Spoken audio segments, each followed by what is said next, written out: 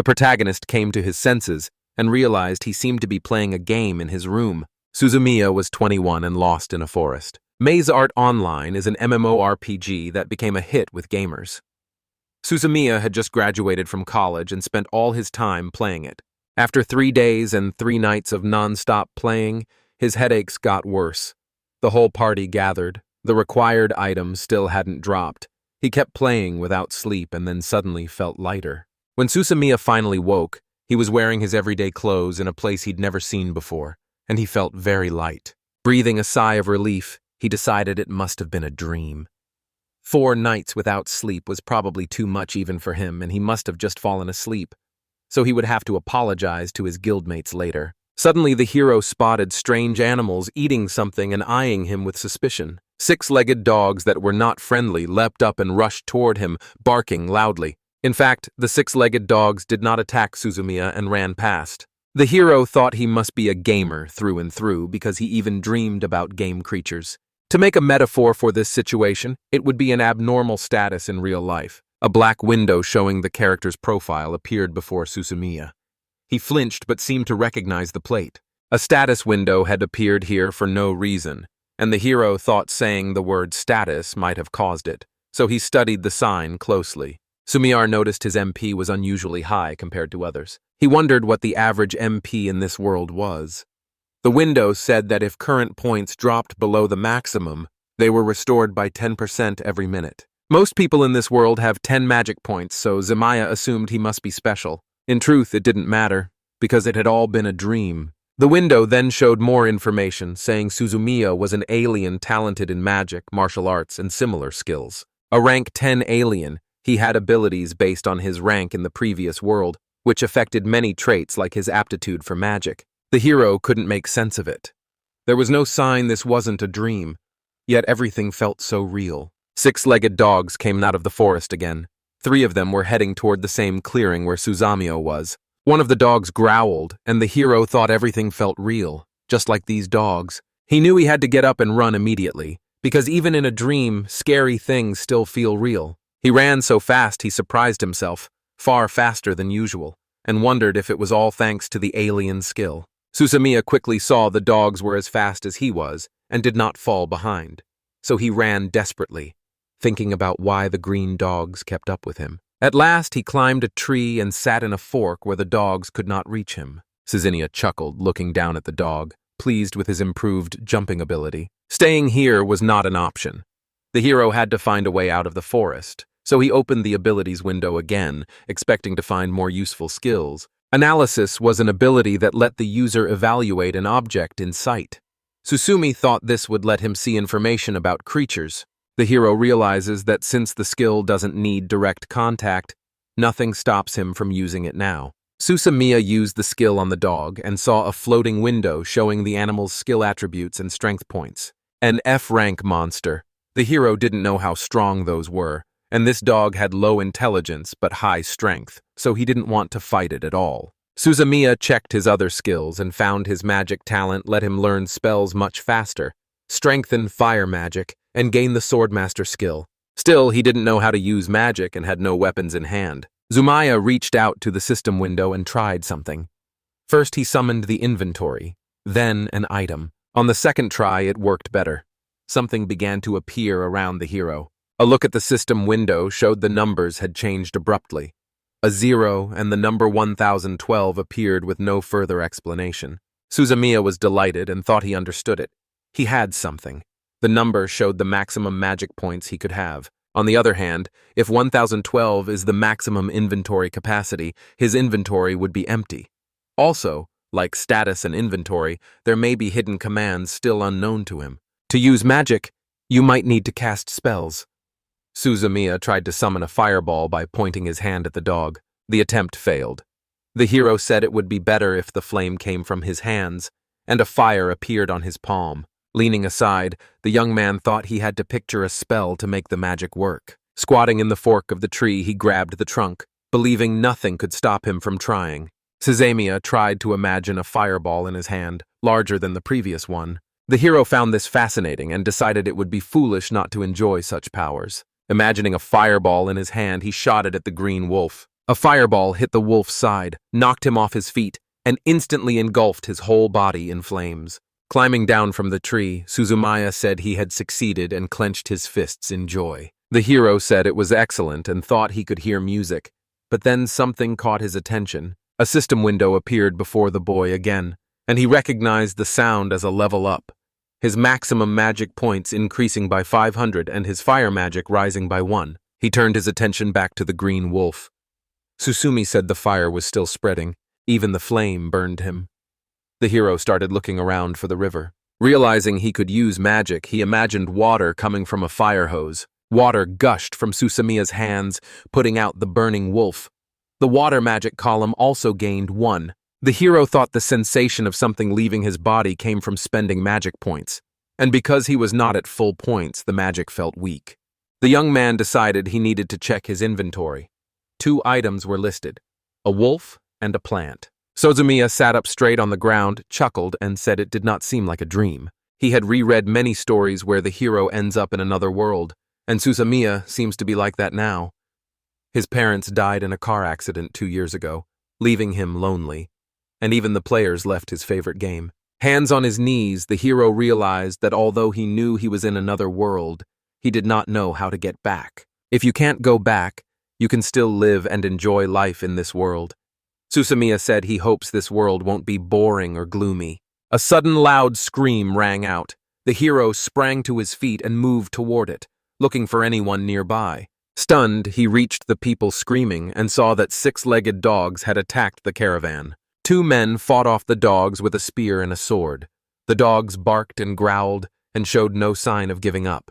Susumiya studied the scene and saw the dogs were green, and the young man decided he had to help the people. At that distance, water magic would be useless, and using fire magic would ignite the cart. Susumiya accepted that nothing could be done about the situation, and even though it would be his first time, he had to try.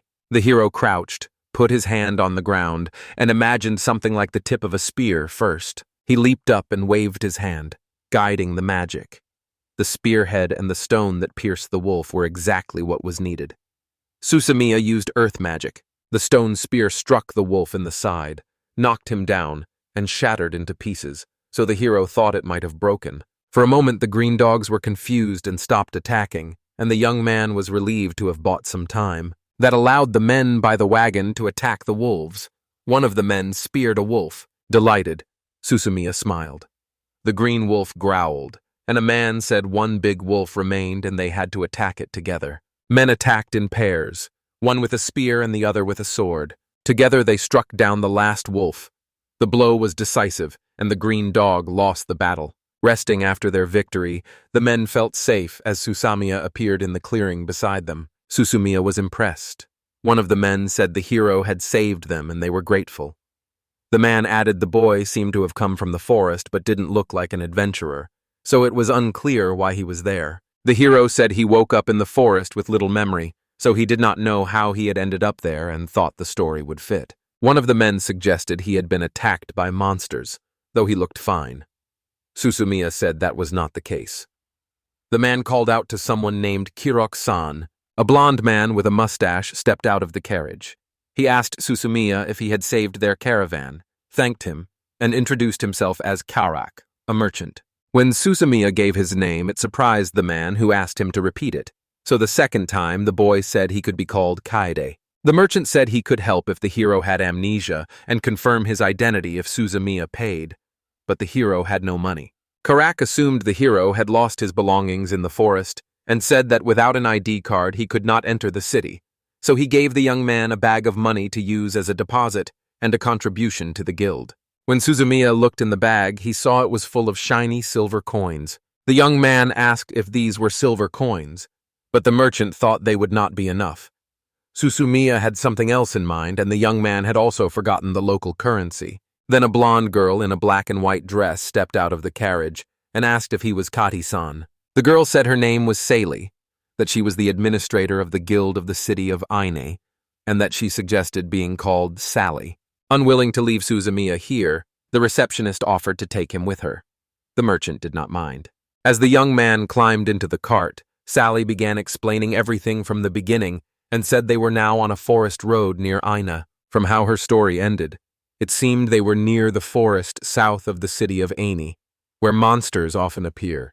So Sally and the merchant had bodyguards. Suzumiya learned about the world's currency, with iron coins least valuable, then silver, then gold, and large gold coins worth the most. Sally explained everything to him and quickly decided that was enough, while Suzumiya thanked the girl for the explanation.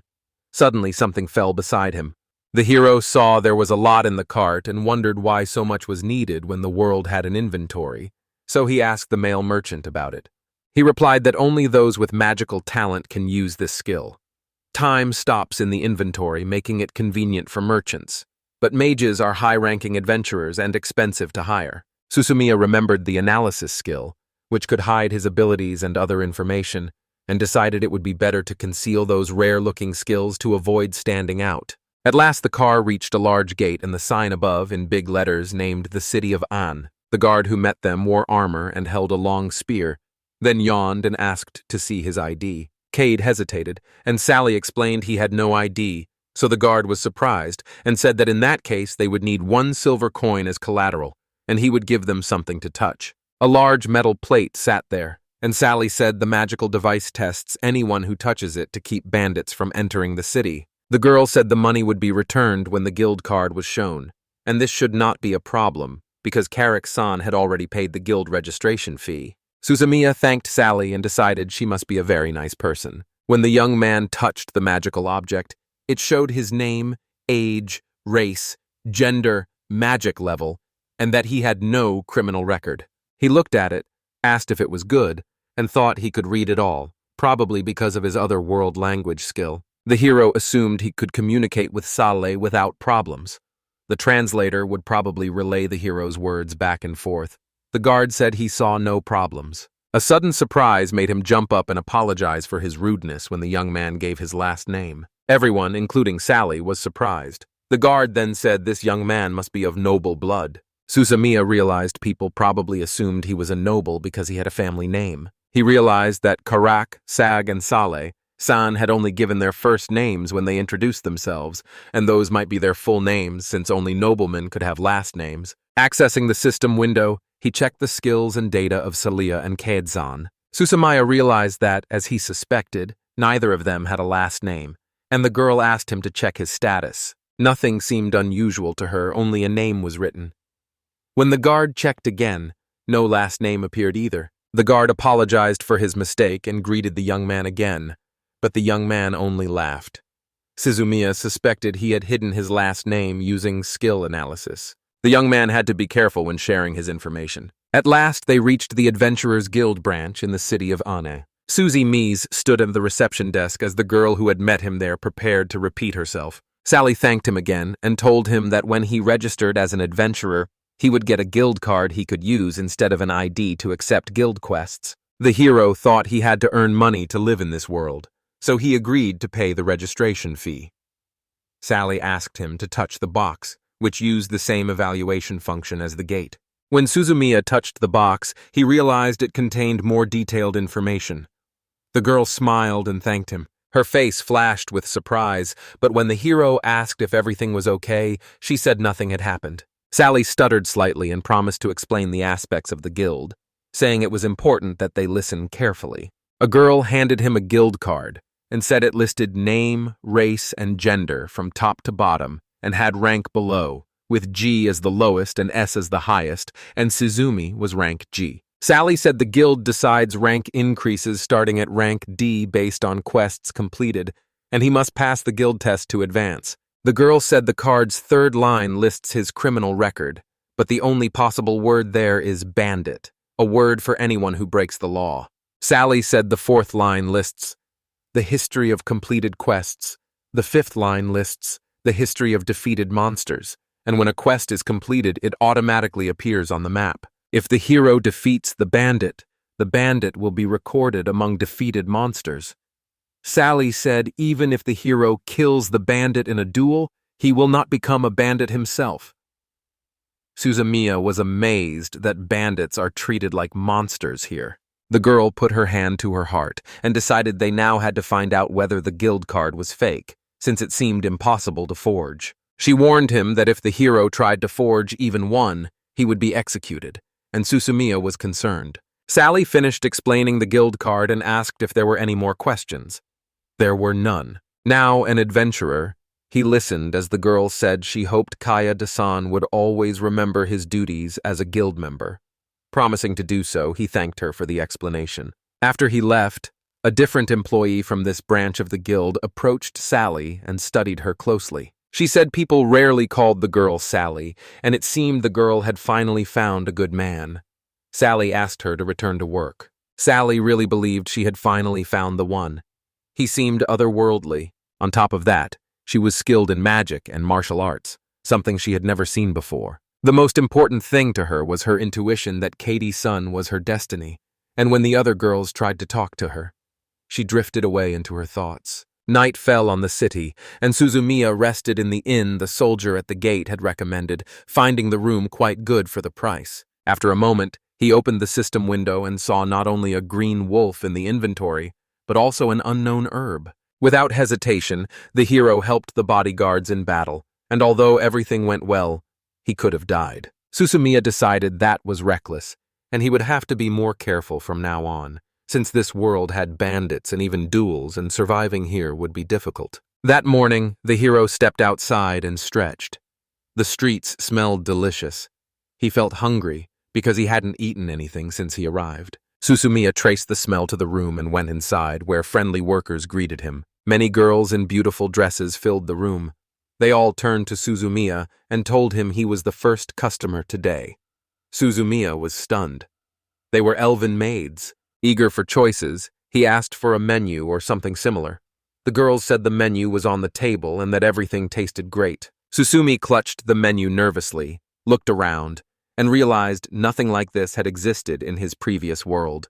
So his worries faded. Surrounded by girls, he was sure he would enjoy this world. After the hero ate, he found it very tasty.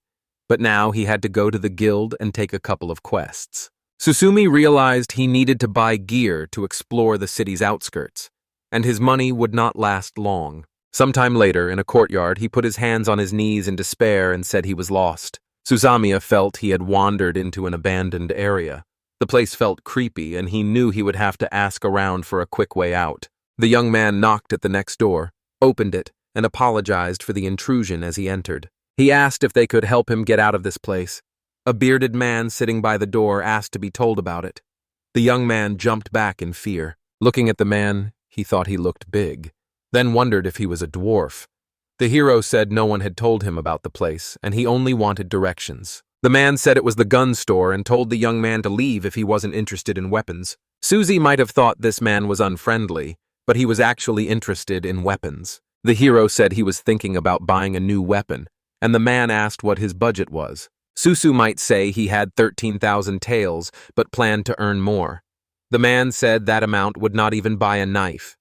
Watching the boy move, the man assumed the boy had a talent for magic. The young man was surprised and wondered whether this man could really understand everything so easily, just by watching his movements. When he woke in the forest, he had no money and had lost his memory. The man interrupted, saying the boy's problems were not his concern. Surviving the forest had made him stronger. The merchant suggested a one-handed sword and shield would suit Suzumi. If Suzumi wants them, he can buy them for 15,000, but only if he tells no one about this place. The man said he didn't kick the boy out right away because he seemed talented enough to become a swordsman. Suzumiya thought he was being considered despite seeming rude, perhaps a dwarven trait, and promised to return when he had enough money. But halfway through the journey, he had to turn back because he still did not know the way. Eventually, he returned to the guild, where girls carrying stacks of books greeted him as they headed off. Asking Sally for a couple of quests, the hero got her promise and was called to follow. To accept the quest, pick up the request from the task board and bring it to her, she said. She advised taking only jobs that matched the rank. Zumi's rank was E, so he could gather herbs, work as a laborer, or be a loader, and Roy chose to gather herbs. Sally told him he needed to gather an important herb called Zunana, which could be used to stop bleeding. The herb sold for 30 telephone each. Suzumiya thought that was very cheap. Sally said the Zunana grass is not rare. It is very common, but it grows scattered and the surrounding grass is poisonous, so it is hard to gather. Sally said it was cheap because most people brought herbs they'd picked up by accident. Suzumi wondered how anyone could find them that way. Remembering the mysterious herb in his inventory, he showed it to the girl, and Sally confirmed it was the Zunana herb. The hero realized she had grown up in the forest where he was transported. If he does not go deep into the forest, the monsters will not scare him. Thanking the girl for the explanation, he said he knew where to look for her. After a while, he grew exhausted and said he could not find this herb. Desperate, the hero realized he had not expected grass everywhere and that everything he found might be poisonous, so he would eat it only if it had a strong effect. But the grass only caused stomach pain. Suzumiya could not use the analysis skill and wondered how to find the Zunanagras among the plants. With his eyes closed, he said he might have a sort of radar to help him find the right plant. No matter how hard the young man tried, he could not do anything. He said it was no good. Then something suddenly clicked nearby. Looking up, he saw a triangle in the sky. Suzumiya said he did not know what the sign meant. Approaching it, he saw Zunana grass growing underneath and thought that because the grass was nearby, he could find it. Looking around, he saw many triangles pointing at the grass. Soon he set a large bundle of grass in front of Sally, surprising her and the other workers. The girl said he had collected a lot and asked whether he had mixed it with poisonous grass. And Suzumiya honestly said he had not and had simply used his skills. He said he had complied with the request, and the stems were over 15 centimeters long. The grass must be growing very quickly. Sally asked for a minute to look and quickly began searching through the grass. Finally, the girl said, surprised, that it all looked like zone and grass and asked how he had managed to collect 203 pieces and what he meant by his skills. The hero remembered he lacked that skill when she tested him, and he stammered that he had relied on instinct to judge the herb. Sally leaned toward him holding the light and said it was hard to believe, having clearly heard him say exactly evaluation skill, and Suzumiya told her to calm down. He had to admit he really did have the skill, but it didn't show up on the status window, which explained why he had collected so many. Sally apologized, taken aback because she had never heard of skills that did not show up on the status window, and Suzumiya felt relieved that it was close. After thanking her, he left. She waved back and felt it was all very mysterious. Soon, Suzumiya returned to the yard, knocked on the door, went inside, and said he had come to buy a shield. He shouted to get attention. The man told him to be quiet, come in and wait. The hero noticed a sign that gave the man's name as Dover Egg. Focused on forging, he held it with tongs and dipped it into cold water. Steam rose from the steel strip the man lowered into the water. The hero looked up, surprised. The man sat up and said he had finally finished it. Turning to the young man, he asked if he had any money.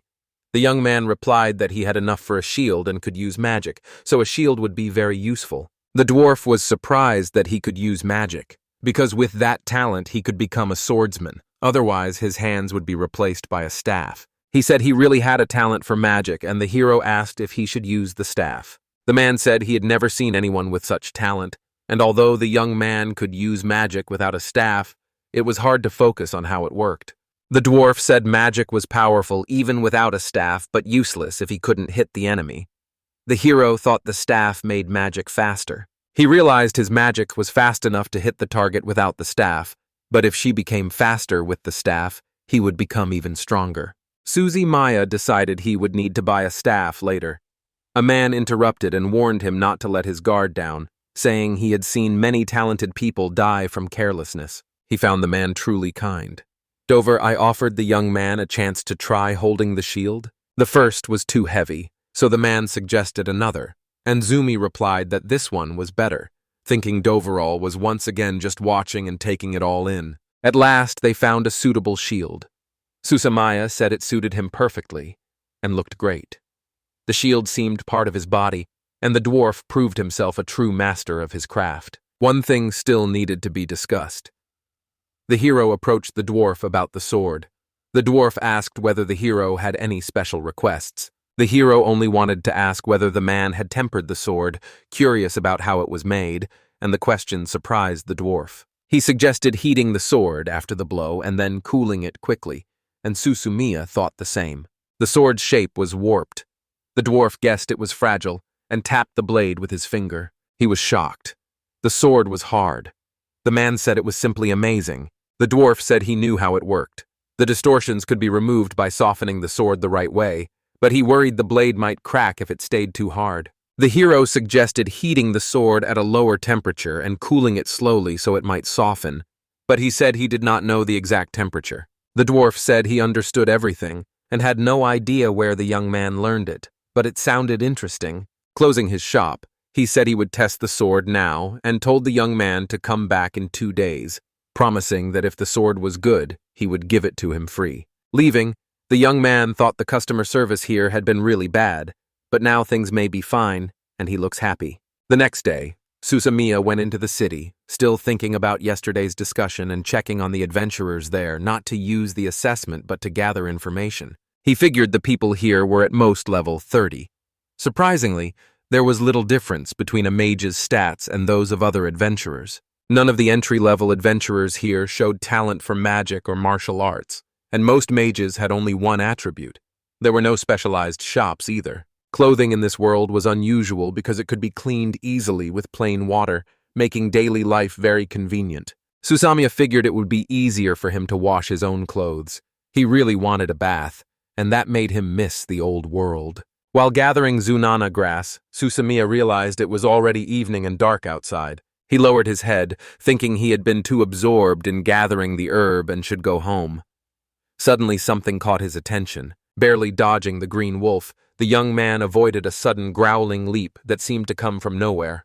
Clenching his fists, he looked around, thinking the green wolf had gone too deep into the forest and he should have shot it when it landed. Suzumiya launched a fireball and struck the wolf, but he looked surprised as 2 other wolves ran in from a distance. They were growling and aggressive.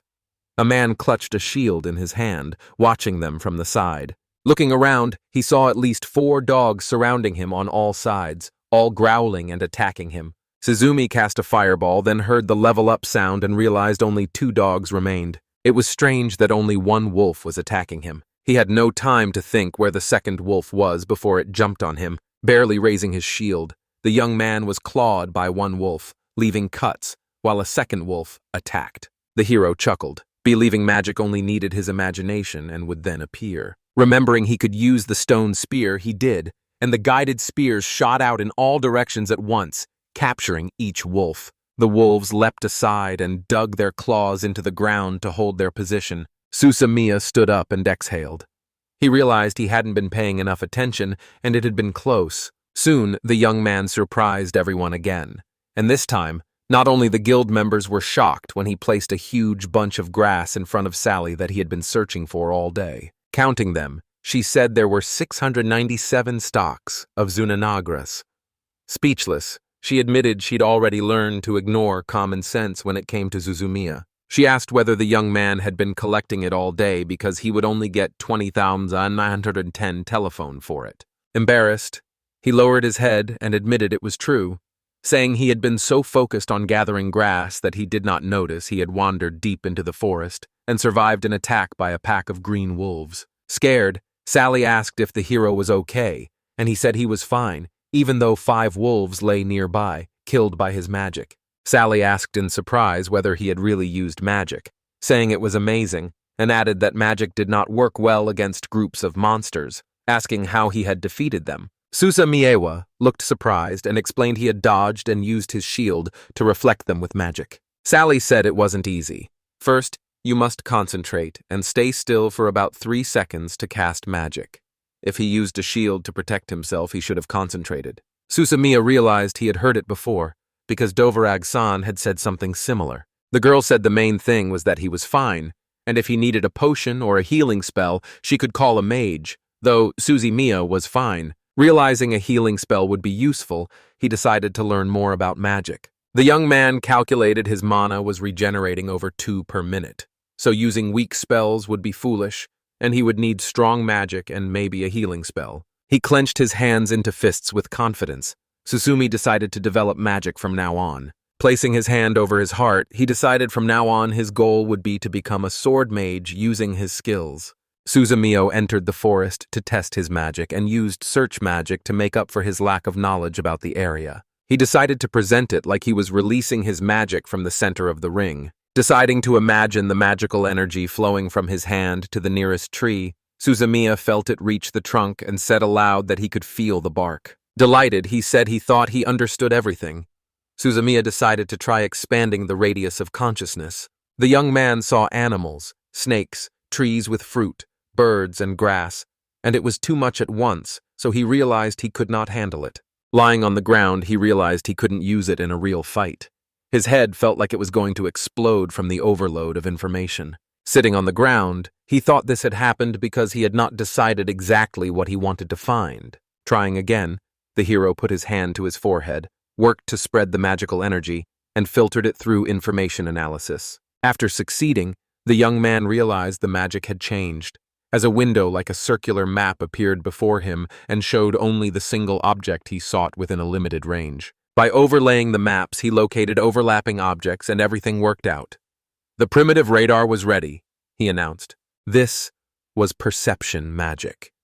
The young man realized expanding the range cost magic points, and maintaining it required money, so he thought he would no longer be ambushed. 3 days earlier, Doverac-san had said he would give the sword back when it was finished, so Suzumi decided it was time to visit him and learn about the tempering process. At the forge door, he asked about his sword, and the dwarf said it was ready. The man said tempering could do amazing things.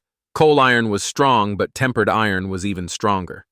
The boy thought coal iron probably meant steel. That suggests the blacksmith likely used wrought iron or a similar material, which, unlike steel, shows little change after hardening. The blacksmith said that since he had promised to give the sword for free, he would let the boy take the sword he had made yesterday, and Dover said it was one of his best works, and that the boy could use it until he received a special material. The blacksmith handed the sword to the boy and asked him to try swinging it, looking pleased with his work. Studying the sword closely, the young man tries to swing it, thinking he cannot handle it. The young man grabbed the handle with all his strength and lunged. The swing was powerful. Surprised by his own actions, he felt his body move easily while the blacksmith rubbed his beard contentedly. The man said Suzumiya's sword swings didn't look like a beginner's, so he concluded the boy had been a swordsman before losing his memory because he already knew how to use a sword and could grow stronger. The young man chuckled to himself, thinking this martial arts talent was incredible. He told the blacksmith the sword felt good in his hand, but he was not sure he could handle it. The man rubbing his beard said it was a small price to pay because he could now make better swords. He added that the young man had taught him a secret technique and asked if he was really willing to give him the special technology for free. He replied that he did not mind its distribution since the techniques were made to be used, and believed it would not make things worse for him. The dwarf said those were fitting words for a young man and promised he would help if anything was needed later. He also thought the young man did not seem like a mage, but he still wondered why he had never seen him in armor. Suzumiya was so pleased with the shield that he had completely forgotten to wear armor. When the subject came up, he said he wanted light armor that wouldn't restrict his movement. The blacksmith said leather armor would do. Although he only worked with sheet metal armor, he knew a master leather worker, so he sent the young man to them. Leaving the forge, Suzumiya thought that this dwarf might be like Dover-san or not. A girl in an apron met him as he entered the room and asked Suzumiya whether he was a rookie adventurer, and the hero thought she looked like a clerk. He said he was an adventurer and had been sent by Doverag to fetch the armor. San. The girl noticed the sword Suza met when she met him, immediately recognized its maker, asked to see it, and the young man readily handed it over. He assumed she had noticed all the small details while the girl examined the weapon carefully. She tossed a piece of cloth into the air and before it fell sliced it in half with her sword. Zimi noticed the sword was very sharp and doubted she was in her right mind to use it. Realizing there was no one else in the room, he wondered if this was the master Doverard mentioned. The girl said the sword was made by that dwarf and that she had never seen steel of such high quality before. Suzumi noticed the girl called herself Boku, and the girl said a good sword needs good armor too, and that she only needed to know what material the boy preferred. He asked what materials were available for armor, so the craftswoman pointed to a wall of hanging samples and said one was garden leather. She said the skin costs about 15,000 bodies, gives excellent protection, weighs far less than iron armor, has no major weaknesses, and is one of her favorite materials. She mentioned a cheaper option, green wolf skin, but it offered less protection and burned easily. The master warned that a single strike of ordinary fire magic would ruin anyone wearing that armor, So she advised against choosing wolf skin. She said she had no other choice because she had already made armor from the customer's materials, so the most likely option was the curtain's skin, and Suzumiya agreed. The craftswoman said that because she mainly sold gear to new adventurers, she could not afford to keep expensive items, and the hero thought she was proud of that and did not understand why. The armor in the corner caught his eye.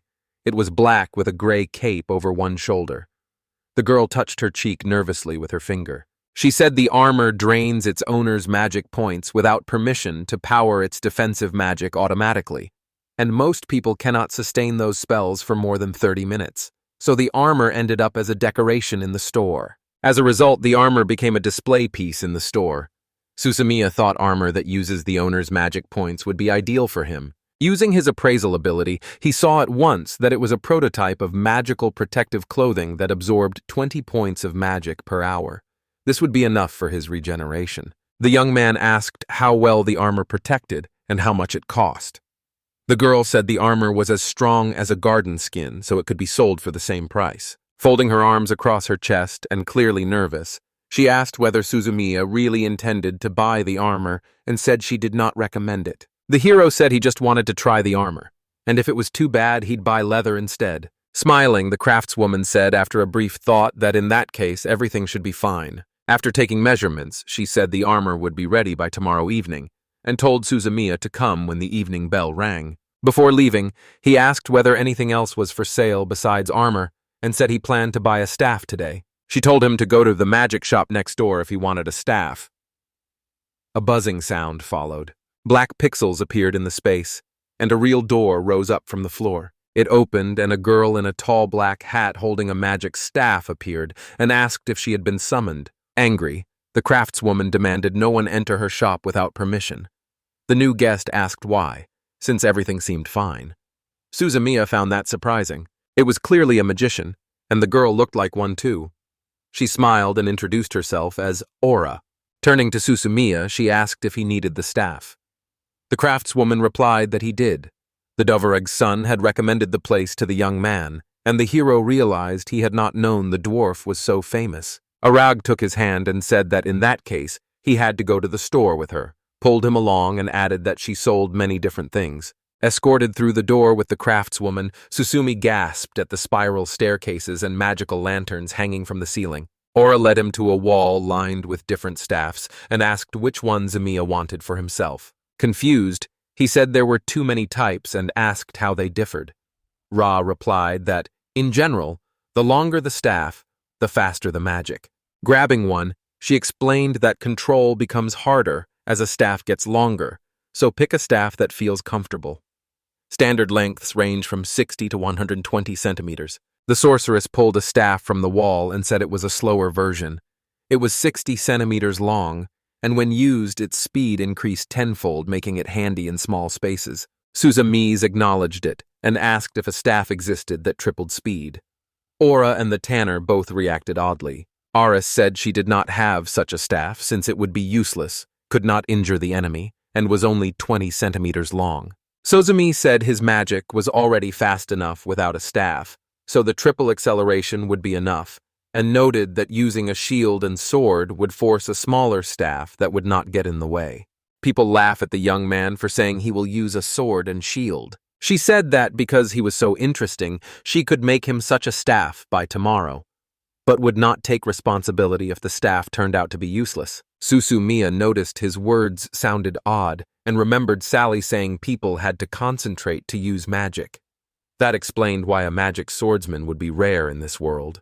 The hero decided that no matter what, if Aura could make the staff he wanted, he would be happy. Suzumiya pointed at one of the staffs and asked if cutting off 20 centimeters would be a good idea, and everyone burst out laughing. Laughing, she said the staffs had different functions along their length, so they could not be shortened. The young man did not understand the answer, but he thought it was normal not to understand. Aura stayed restless, and Suzumiya expected his equipment to be ready by tomorrow, so he could not wait. Soon Sally walked up to the hero to talk about his promotion. When the boy asked again, she said she also wanted to ask about the Zunane grass and the incident with the green wolves. Sally said Kayit's contribution to the guild was enough for promotion. Adventurers must have varying levels of experience and complete at least one routine request to earn their first promotion. Sally told Kaysen that if he wanted a promotion, he should consider taking a job as a loader, cleaner, or nanny. Susumiya replied that he understood and turned to the task boards. At his rank, he handled jobs like garbage pickup and hauling cargo. Something suddenly caught the hero's attention. He picked a task and told Sally, who replied that he had chosen a rather strange one. It was carrying iron ore, and she said it should not be a problem since it was a routine task. But the work was very unpopular, like picking Zunanagras. Sally said that, given the weight and distance required for this request, they were better suited to other tasks, and asked if the hero wanted to take this particular task. Susumiya felt the quest wasn't worth doing, but said he had an inventory, so it should be fine. When he asked Sally how the inventory capacity had changed, she said it must be tied to the inventory's initial maximum magic points. Susumiya considered it, and realized the number of inventory slots was proportional to his starting magic points and totaled 1,012 slots, each with a capacity limit. Curious about how much weight he could add to his inventory, the hero saw the request as a jackpot and accepted the mission. Susumiya was soon panting as he ran, and a long-eared animal barely jumped aside in fright. Confident at that pace, the hero believed he could beat Olympic marathon runners. He was running at 20 kilometers per hour. Susumiya realized that after leveling up, he could run non-stop for a whole day, though he did not want to. He met a man carrying something and said he had come to fulfill a request from the guild. The man asked to see a map of the guild. After looking it over, the man said it seemed believable, and handed the young man the iron ore, telling him to take as much as he could. At first, the man with the ore thought the young adventurer looked fragile and might not be all right. Fear and surprise then showed on his face. He asked how much Susumiya could fit into his inventory right then, and the reply was about 1,500 kilograms. Surprised, the man said the equipment was really that big, and added that even he could not carry more than 200 kilograms. Susumiya realized this was a standard for inventories. He said his inventory was probably larger than others, and he didn't even know how much more it could hold. The man explained that carriers were in short supply for several reasons, and asked the hero to help transport the ore in the future. Susumiya would be pleased. At last, one slot was filled, holding 2,012 kg, and the man said that was quite a lot. Susumiya still managed to collect ore, which surprised the man. The hero said this was only one filled slot and he still had over 1,000 free slots. The man asked if he was the embodiment of a chest or something, but he wants to be a man. At the smelter, a worker called for the boss and asked him to look at Susumiya and the ore he had brought. All the ore he brought was unloaded, totaling about 10 tons. The man who met the hero was shocked to find the storage full, asked how many trips the hero had made, and the hero said he had made only one. Susumiya thought he could carry more, but the man stopped him after the 5th slot and warned that if the hero took any more there would be no storage space. At the end of the guild's evaluation, the young man received an F rank, and Sally could not believe the document saying he had carried 10 tons. The next day, Susumiya visited the merchants. The armor fit him perfectly, but Aura dismissed the short staff as useless. Susumiya said this was more than enough, and at last his equipment was fully ready. She giggled and handed the staff over. It fit in both her palms.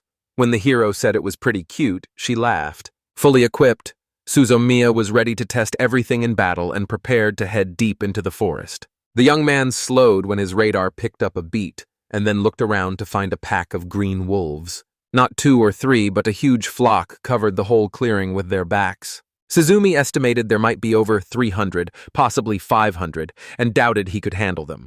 If they accidentally followed him, he could lead them to the city. With no choice left, the hero used his abilities.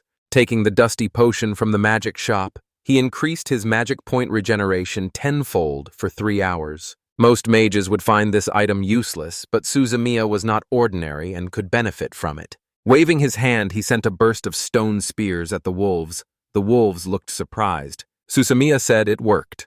While researching magic, he learned 5 things about it. Channeling more MP into his magic boosted his firepower, but the area of effect did not grow as much. The hero thought using lots of spells would be enough, so he cast a fireball. Fire in the gulf engulfed the green wolves while Suzumiya kept attacking with stone spears. Growling under attack, the wolves kept going and tried to break through to Suzumiya. The young man summoned a sword, charged to attack, and raised a shield to protect himself. He cut through the line of green wolves with his sword, defeating several of them. By the end, his clothes were tattered and covered in black spots. The hero said this was exactly what to expect from green wolves. Perched on a rock amid defeated monsters, he said everyone was coming straight at him. Susumi ran his finger over the scratch on his cheek and said it had only been 3 minutes. The hero said those 3 minutes were not wasted and many of his skills improved during that time. The young man realized there were quite a few wolves, as many as 5 and 13, and was surprised they gathered in such packs. He said it didn't matter and that he just needed to go back until Sally San, but first, he had to gather the wolves. Heavy footsteps and a roar announced an armored monster walking through the forest, swinging its thick tails. Surprised, Sally asked the young man whether he had really killed 5 and 13 green wolves. She asked where he had found so many wolves.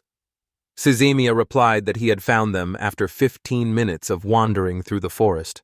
He asked whether finding such a pack was strange. Sally said green wolves usually do not gather in such large packs. She said that a pack of 100 is still normal, but 500 is not. The hero felt he was unlucky or possibly lucky, since he had gained a lot of experience. Sally said, "Thank God the hero was safe," and asked if he wanted to sell his loot since she could buy about 100, so she urged him to sell 100.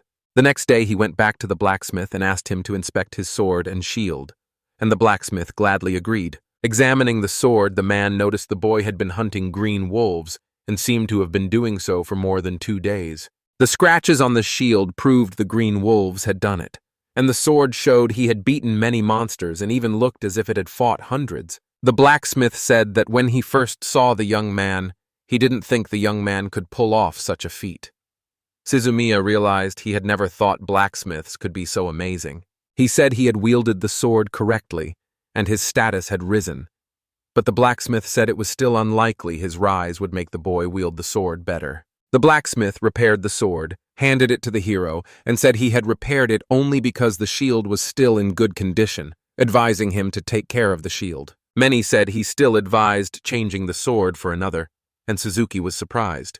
The blacksmith said that even if the sword was strong, it was not iron and was much weaker than one made of a special metal, so a hero of his skill should carry a spare sword. Suzumiya said he understood and guessed the rare monster material could come from a dragon. Asking the price of a dragon sword, he was told it would cost at least 4 billion phones. Suzumiya was stunned when the blacksmith explained that dragons have only 5 body parts suitable for making a sword.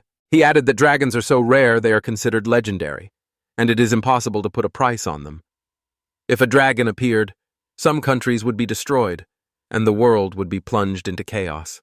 Susumi realized dragon material was rare, and asked which material was best, and the blacksmith said iron lizard metal was the better choice for sharpness. Suzumiya asked who it was.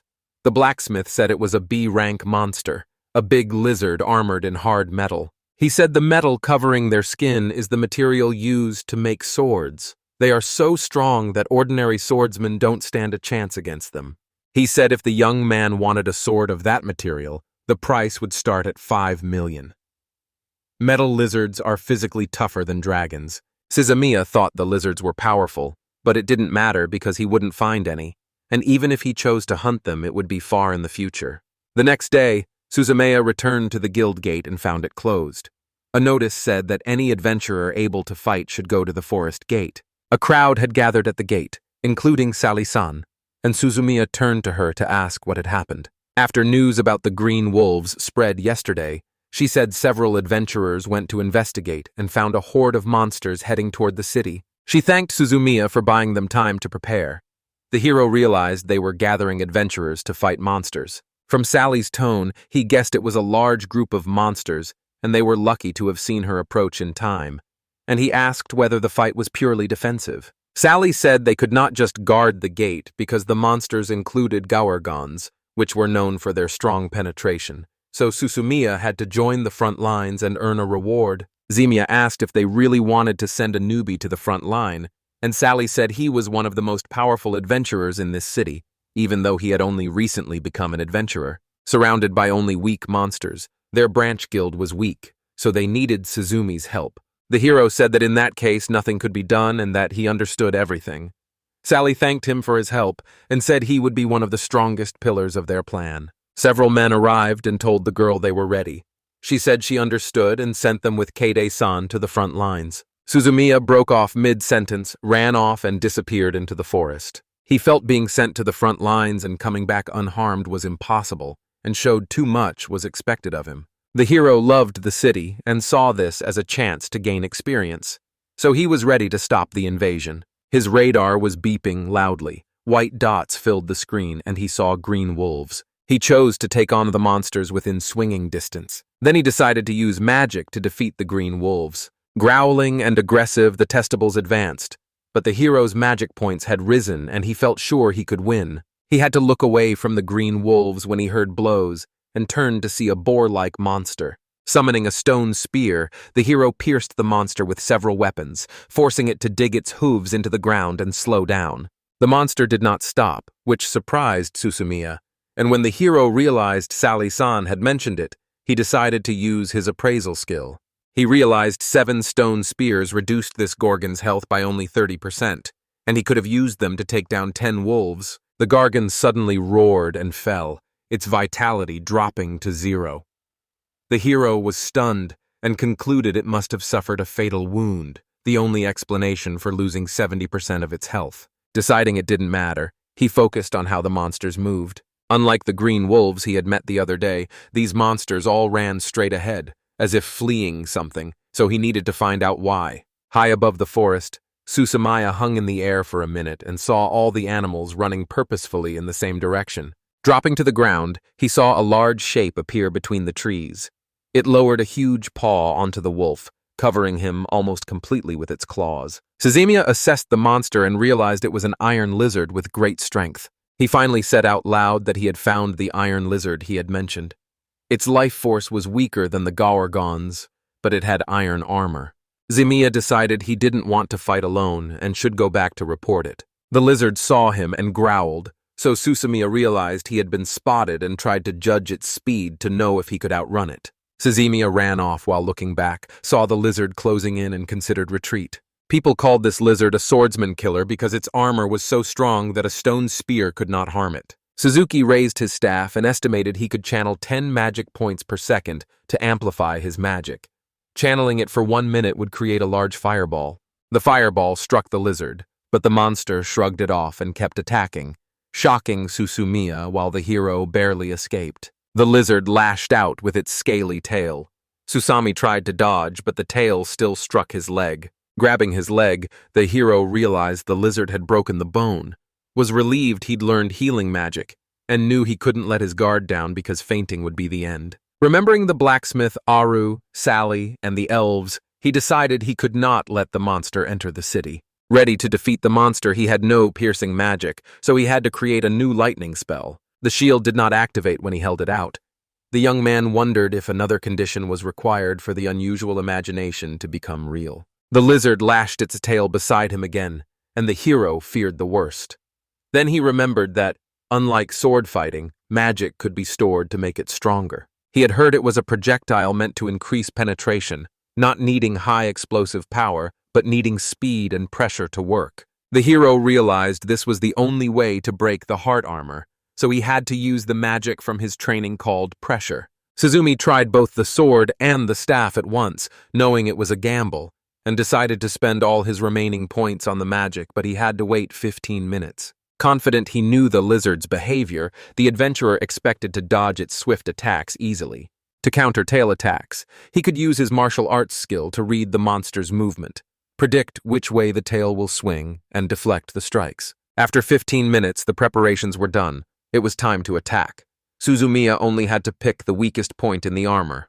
Concluding the lizard's rarely hit spot was its back, the hero decided to attack there. Shouting a battle cry, the hero attacked from above and said this was his all-out attack as magic gathered in his hand. Pressure magic formed a funnel that tapered toward the bottom and forced the lizard to arch its back. Falling to the ground, Suzumiya was surprised and wondered if he could really have done it. The radar was beeping. The lizard lay on the ground, and the hero believed he had defeated the monster alone. Back in the city, Susumiya scanned his surroundings out of caution. The radar was silent, and the iron lizards-controlled monsters appeared to have retreated. He hoped Sally and the others were safe. A girl called his name and said thank God he was alive. He asked why they thought he was dead, and Sally said it was because he rushed forward and was nowhere to be found after the monsters disappeared. Worried, she asked where Susumiya was and said she was concerned for him. He apologized and said she seemed overly emotional because of an adventurer. The hero asked if she had not told him to go to the front lines. Sally said she had asked him to join the others on the front lines, not to rush into danger. The young man realized that once he thought about it, everything looked that way. After the monsters retreated, Sally asked what he had done. Suzumiya said he checked the area after the iron lizard encounter. The answer shocked Sally.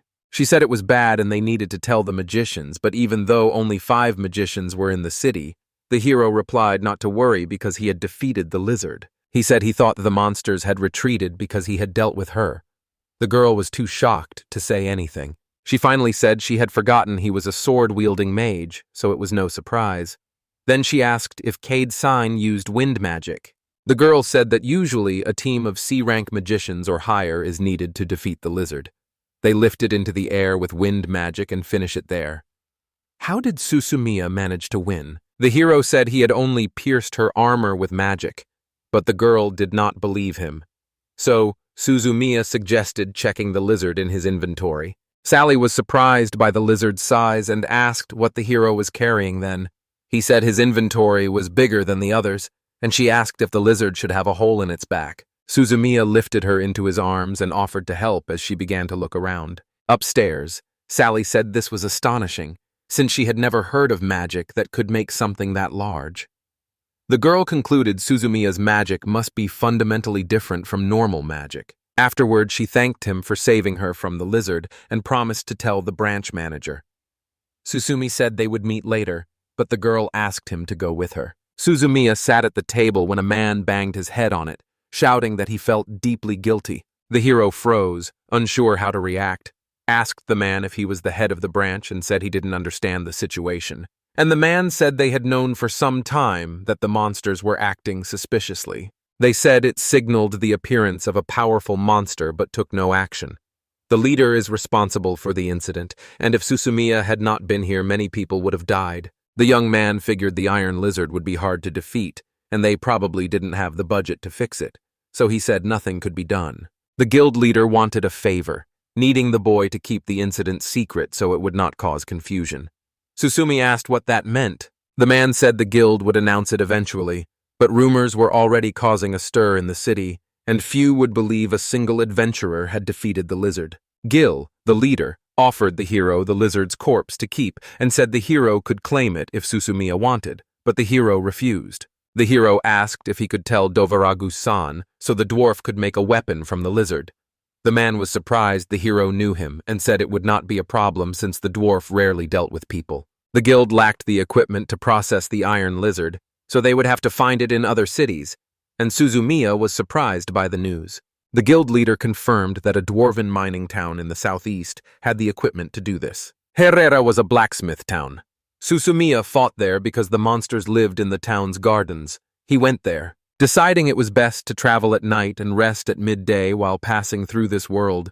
The hero used his remaining time to say goodbye to those who had helped him. Dufara also seemed to know the young man would soon set out on a journey. Smiling at Sally, Susumiya placed a bunch of Zunana grass in front of her, then called his name and got a response. The girl asked whether something had happened to the head of the branch.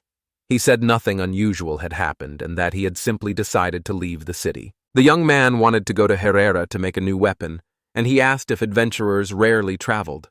The girl said that was normal. She looked sad at the thought of Katie moving to another city, and Suzumiya told her not to worry. The iron lizard had attracted so many wolves, but he had already defeated it, so the city should be safe even without him. Sally said she understood, and asked whether he wanted to sell the grass to the Zunin. Susumi felt lucky to have come to this world and met someone as kind as Sally-san. The hero hoped the girl would one day be his quest giver again. He thanked her for everything. Giving Sally-sana a branch of Zunana grass, he said he hoped they would meet again. She smiled, took the twig, and agreed they would meet again somewhere. On the 5th day after they left, Suzumiya checked the radar and said he'd heard the ride from Ayin to Herrera takes about 10 days on horseback. But then he saw a valley in the mountains and thought it might be Herrera. Based on the distance, it will take him about an hour to get there. His speed is twice that of a horse, probably because he trained so hard. When the radar began beeping, Susami realized several people were walking through the forest even though there was a road. Suzumiya went to see them in person and found a child tied up on the ground with several men sitting nearby. He assumed they were probably robbers. In this world, that label is used for people who have sinned. Report them to the guild if you meet them, or deal with them yourself if you can. Apparently, these men kidnapped a child from Herrera. This needs urgent action. First, check everything. Using his appraisal ability, the hero confirmed these people were bandits. All 6, as he had thought. Suzumiya said this would be his first fight against humans. One of the robbers stood up to leave, and the others asked where he was going. Then they all looked up. They asked what the sound was, so one of them sent the other 2 to check what was happening, and they had to agree. A man in a fur cape noticed a stone spear stuck in a tree, and above him sat Zumiya, who jumped down at the first chance. Mid-jump, he used pressure magic, knocking his opponents off their feet without touching them. The other bandits had no time to react and started looking around. When they saw Suzumiya, they asked who he was. Snorting, he decided to catch them, but overreached because his magic was too strong, and he felt no remorse since this world was not safe. The child came first. He checked her system window and saw she was under forced hypnosis. Despite using his magic, the young man still did not understand what forced hypnosis meant, but he hoped it could be cured. He entered the city carrying her, and everyone turned in surprise. A bearded man with 2 braids said Suzumiya had done something to his daughter Sumisa and asked them to wait when he saw they were suspicious of him. The hero said he had just rescued her from bandits in the nearby forest and that she seemed to be under forced hypnosis. The young men said that in that case, Azumiya should leave it to them, since forced hypnosis is easily cured with herbs. The father rushed to his daughter, clearly worried. A dark-haired young man apologized and explained the father was very worried because his daughter had gone into the forest that morning and had not returned. Also, dwarves are hot-tempered. Sumi Zhu, the bearded man, apologized for his outburst, thanked her for saving his daughter, and said he would do what he could to help Suzumiya with anything she needed from the city. Delighted, the hero asked to be taken to a shop to process the iron lizard, but the dwarf said they should celebrate first and that Suzumiya should join them. The dwarves set the table and raised their glasses to Sumisa's return. The hero realized no one was listening to him. That was not surprising, since the man had just gotten his daughter back. A girl interrupted the hero's meal, saying her name was Sumisa, that she remembered nothing, and that she was very grateful for being saved. Suzumiya asked whether it was okay to go back to work immediately after the adventure, but the girl said she was fine thanks to him. She asked whether the hero was a wanderer since he looked like an adventurer and felt sorry he had to stop his journey because of her. The young man said she was not to blame, because he was just going to the city after hearing there was a way to process the iron lizard, and Sumisa said he could use the workshop. Suzumiya smiled and said he would be more than happy. Sumizu then appeared and said that if the hero needed a sword, the hero could rely on him, though it would cost 1 million to make. Grateful for saving his daughter, he offered a 50% discount. Suzumiya wanted to pay the full price, but he did not have enough money. Holding the iron lizard's corpse, he offered to sell them the materials. Samosa did not believe him and called it a bad joke. The hero realized it would be easier to show them. The dwarves could hardly believe he really had the corpse of an iron lizard. Sumisa said the inventory would need to be much larger to handle something like that, and told him to report it to the accounting department. The accountant said the quality was fully preserved and the final price would be set after the metal was removed. His offer was 3 million bodies per kilogram. Even though he could afford to buy everything at once, the man said the offer was far better than what the guilds offered. Suzumiya was stunned that he could get so much and agreed. The moment he said it was all in the bag and time to get to work, he noticed the hero could use fire magic. The dwarf said it was time to cut up the iron lizard, so Suzumiya had to help him, though he was surprised by the turn of events. The young man had to use fire magic to leave only the metal on the outside. The dwarf said that by its size the hero would easily get half a ton of metal, so Zumiya began calculating how much money he would get. The dwarf noted the magic speed and rate of fire matched B rank, making it unclear whether the hero still needed a sword. Susumiya replied that a lone warrior must be ready for close combat. Shimizu said he had never heard of that style. Besides, 20 centimeters is very short for a staff. Susumiya said he bought the staff at a shop, and the dwarf said it had an iron core with a copper skin, so it was suitable for beginners. The hero could buy a faster staff. The young man asked whether the staff's material could change the speed of magic, and whether the dwarf could craft a staff from an iron lizard. The blacksmith said he could do it, but it would take time because the metal was very hard and needed special treatment and a different technique. If the hero wants to make a staff, he should talk to Somisa because she makes them better than anyone in the city, and he said he understood. Approaching Signeza, he asked her to make a staff from an iron lizard. She said it would be a luxury, and that she could do it if he was sure. Susumiya asked for a 20-centimeter staff that accelerated like a normal one, if possible. The girl said it was impossible. The hero asked her to teach him how to craft staffs because she makes the finest ones in Herrera. Flattered, she said that in that case she would teach the hero everything and then explained the staff's properties in great detail, which Susumiya thought was far from the brief account she had planned. The core of every staff is crucial to its magic. The accelerator has 2 layers, and the denser the outer layer's magic, and the better the core, the faster the spell. Magic density measures the maximum number of magic points a staff can hold based on its material, and if accumulated points exceed that limit, they will quickly dissipate. Using a higher density material for the outer shell and better materials for both layers of the accelerator section can improve performance. Zimiya wanted a staff with the magical speed of a normal one that he could also use as a sword. The girl looked at him doubtfully and said she had no idea what he meant. The hero turned to her and asked him to explain more clearly. Susumiya tried to explain he needed a staff with an outer shell of iron lizard metal and a blade attached so it could be used as a sword, and in exchange for points he would gain high speed. The girl said a staff made with that structure would store enough magic for 100 spells, equal to the mana reserve of 3 ordinary magicians. Susumiya realized his level and regeneration were 500 times higher than a normal mage's. The hero said he could use it and suggested it would be interesting. Speechless, the girl said that was what made him an adventurer. She agreed to take on this interesting order and promised the hero would then receive the title of a magician whose magic points run out before he finishes the spell. Susumiya said he would raise the magic points in that case to prevent that from happening. That settled all questions about weapons. Making the staff would take 3 days, so to pass the time he decided to do a few quests in the city. Encounters with the Iron Lizard raised the hero's rank, letting him take on quests at that level. On this mission he encountered wolves he habitually attacked with stone spears. These were red wolves, not green ones, and they could dodge magic. It seemed it really needed to be sped up. The town had no trees, and Susumiya guessed that was why monsters rarely came near Herrera. The radar began to beep, and the hero looked up to see 2 people at the cave entrance. Both were identified as bandits, and Susumiya decided to check whether they were part of the gang that kidnapped Sumisu-chan. 2 stood at the entrance and several more were inside the cave. The young man suspected a robber's hideout, but the place felt strange. Susumiya went to Guildmaster Herrera to report that he had found the band's hideout and to update him on how things were going. The Guildmaster said that explained why they were working so fast.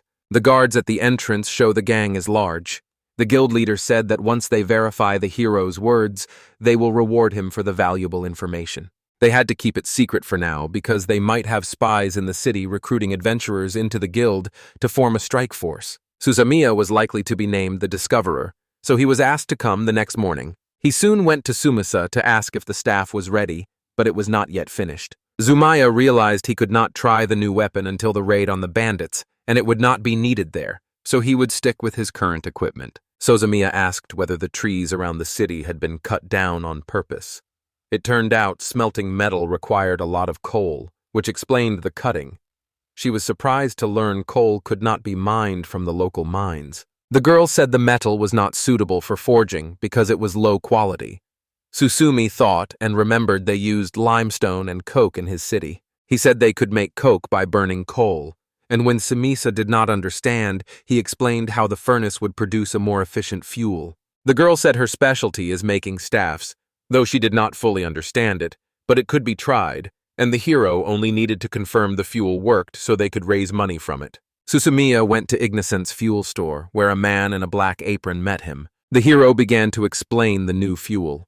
Igni was skeptical, and Susumiya found the hero's words suspicious.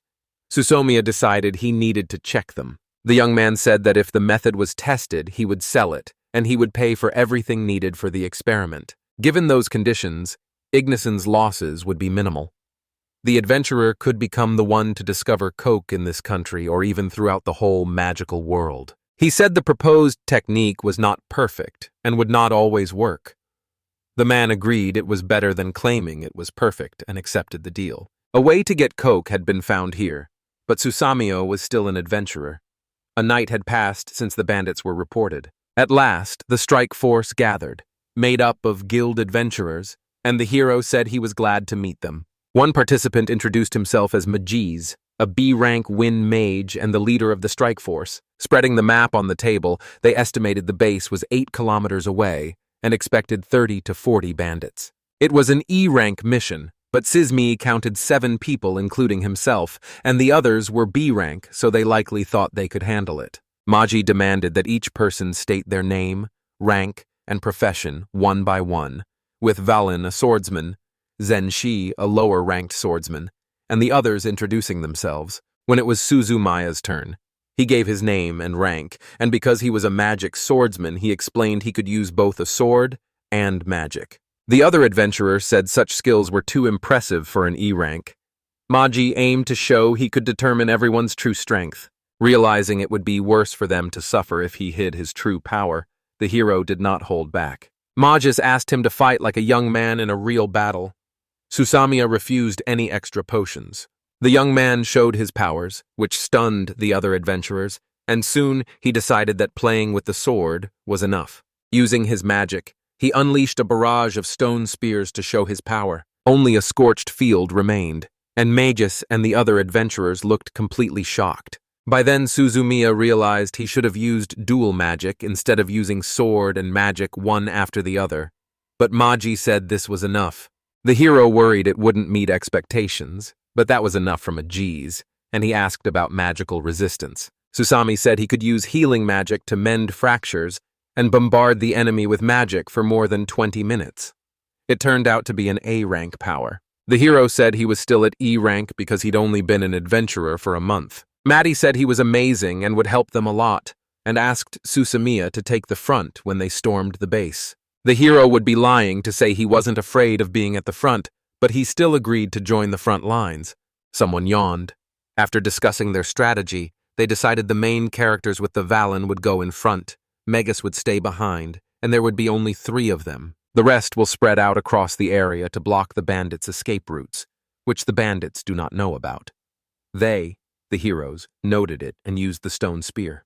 People began to fall. A man said everything was fine and told everyone to move forward. Before you could finish speaking, the main character had already run. The man wondered why he was so fast, was told it did not matter, and was asked how he could run so calmly in the cave, and thanks to the radar the main character saw the path, and so far they have not been noticed, but it is only a matter of time. The hero must keep running. On spotting anyone, he uses his assessment skill to tell if the person is a bandit. His thoughts were interrupted when he ran past a bandit who was stunned by his appearance, and the bandit struck back with pressure magic. The other heroes barely kept up, gasping for breath. One of them said it was good the cave didn't branch, so they reached it easily. The other replied that he knew. The main character thought it would be harder because the door in front of them blocked the cave and had no handle, so it could only be opened from the inside. His radar showed empty space behind the store, but the voices suggested many people were there, and he did not know what to do when someone called his name. He was asked to use magic. The man said he would break the door, but before he finished speaking, Cade immediately understood what he meant. One man stood on one side of the door and told them to begin. Another stood on the other side. The main character entered the room, but the bandits were stunned and began shouting, demanding to know who he was.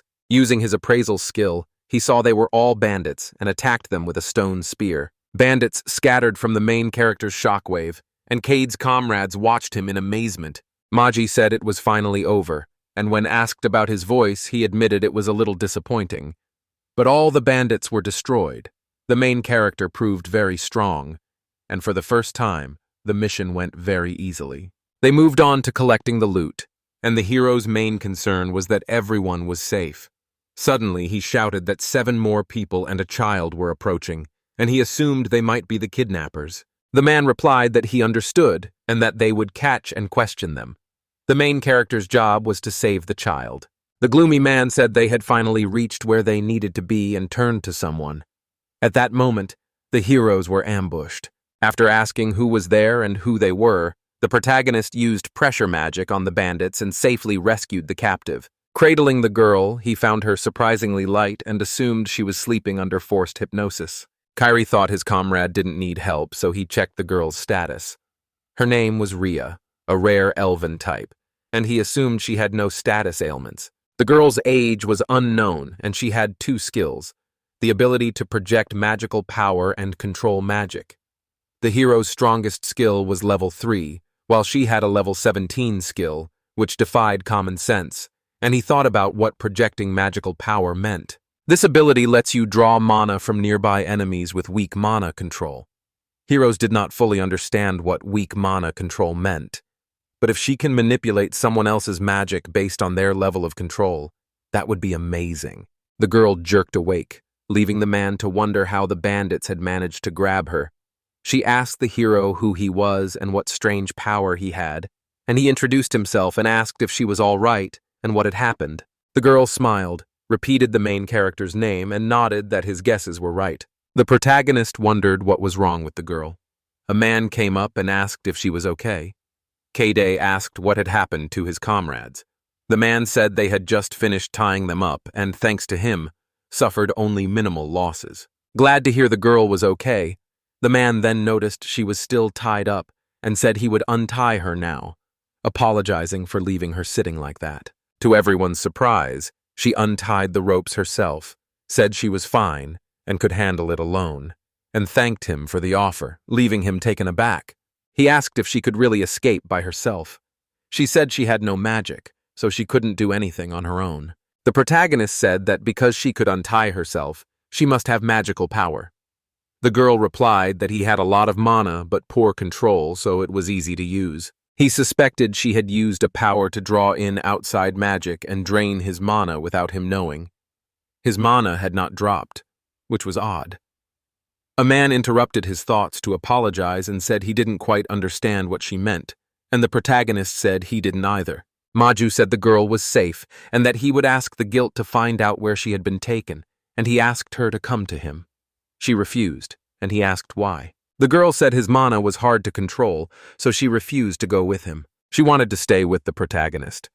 The man said she had grown attached to him and asked to leave her in Katie's care until they reached the guild, and the protagonist agreed. The protagonist offered his hand and asked the girl to come with him. She agreed, and he thought she was very obedient. He remained puzzled by how she had freed herself and by her powers. She stayed cheerful even after being taken, and he found her strange, hoping it would end when they reached the guild. She said their duty is to take in kidnapped children and care for them, but there is one catch. They didn't know what to do, so until they learned the girl's background, the main character had to take care of her, and the little girl screamed that she didn't want to. She had to be with the main character. The girl asked whether they really did not know each other. He said they did not. A little girl jumped on his bed and said it felt soft. He did not understand how this happened. She had no memory of how she had been taken. Still, she was only a little girl and would not cause many problems. The guild's search for information about her would take 5 days, and he thought 5 days was manageable. So the man said it was time to sleep, and she could take the bed, while the protagonist lay awake planning tomorrow, knowing he could not travel with a little girl and would not be able to complete the extermination missions. He decided to check his staff and production because there were so many things he needed to do. The hero slowly opened his eyes. A little girl was lying on him, and he wondered why. She asked if he was awake. He said he had just woken up. The girl said she woke up because she felt the main character's man wish him good morning. He returned the greeting and wondered what was wrong with her. The man greeted the other and asked how the production was going. The reply was that the experiment was going great, but he couldn't finish his last sentence and said the hero was too young to be a father. Kaid said the girl had been taken by bandits and had lost her memory, and he was caring for her while the guild looked into her past. The other man said it was an unpleasant situation and asked whether Kaid was taking a break from working for the guild. The girl said she could fight and that together with the main character, she could become stronger than the green uncle. The man asked who this person was. The protagonist said she was talking about Magis. He's a B-rank adventurer. That said, when he last assessed her, she had no combat skills. The protagonist said, as I had said, that the man decided to take a short vacation, which made him laugh. The girl said that by saying it, she meant she could fight. The man showed the hero the stove. The hero's eyes lit with delight as he examined it from every angle. But something was wrong.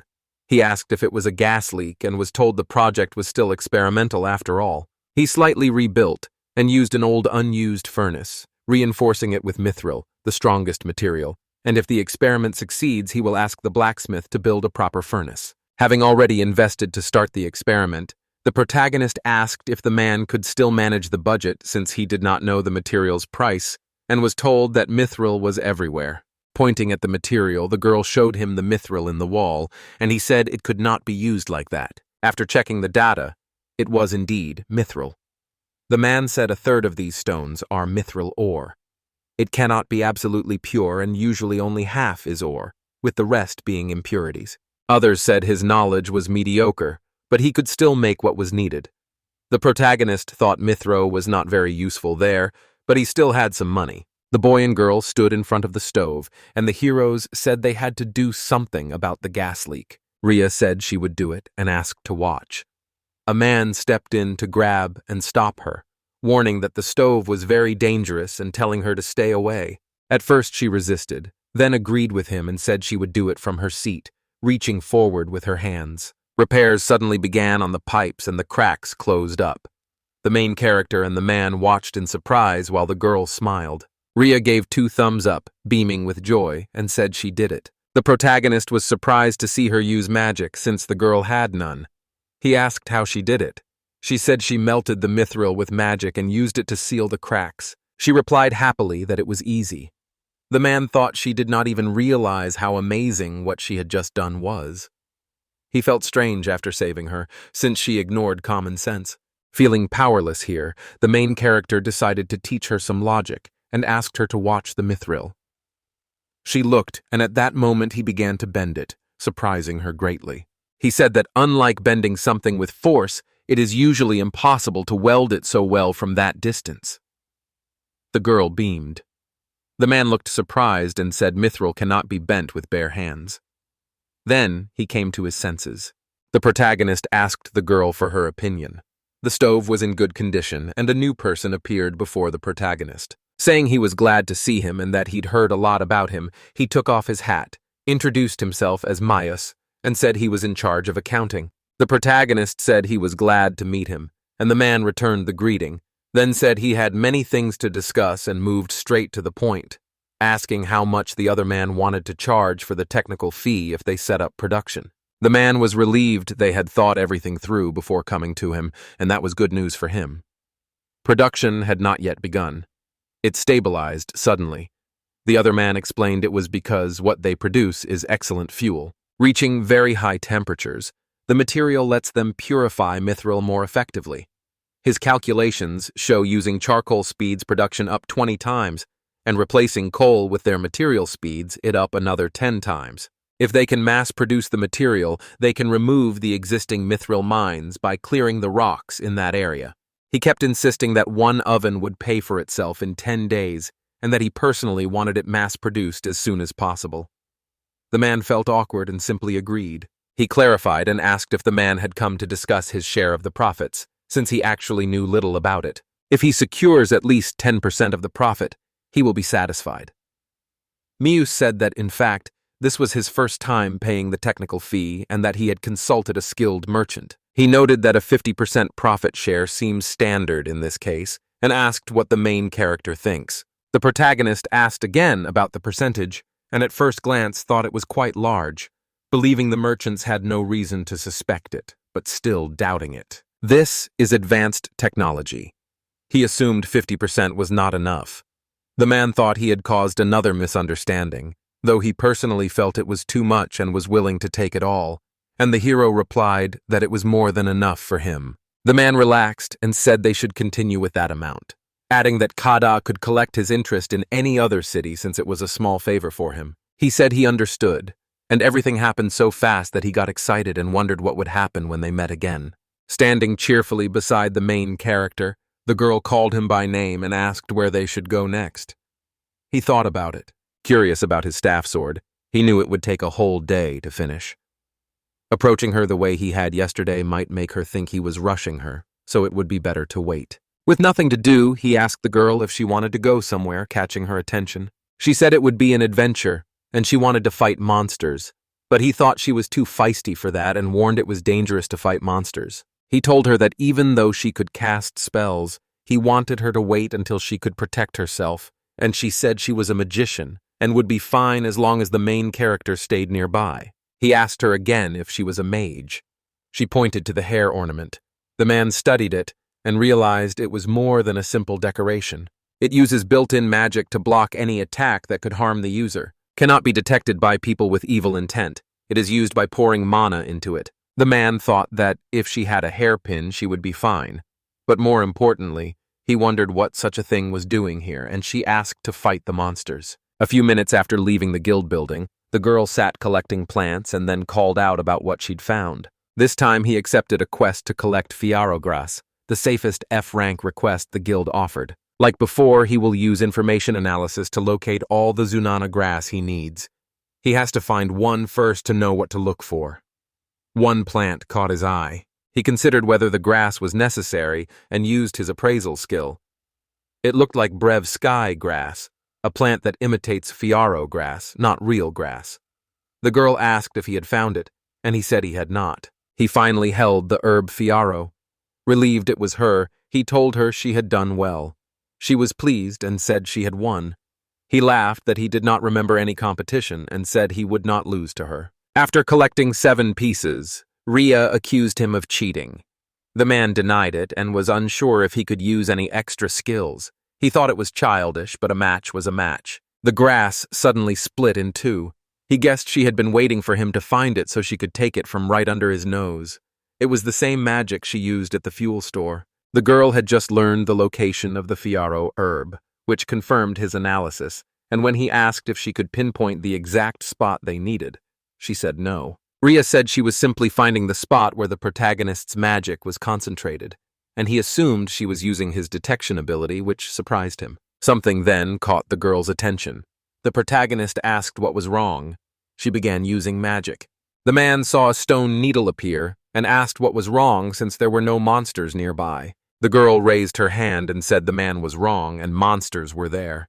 She aimed the needles forward. The weapon struck the wolves directly. They were red wolves. The boy was surprised the girl could sense the enemies from at least 100 meters away.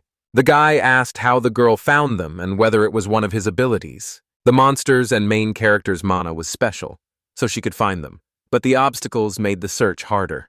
He wondered whether she had a radar in her pocket and whether the girl had just compared him to monsters.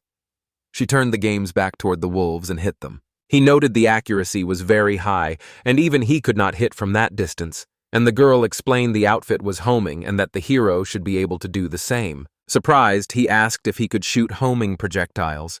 Ria said no, the main character is too slow, so it is impossible. The boy was surprised. The girl said this was exactly why she was mastering Kayad's magic. She admitted the protagonist's magic was stronger and faster than hers.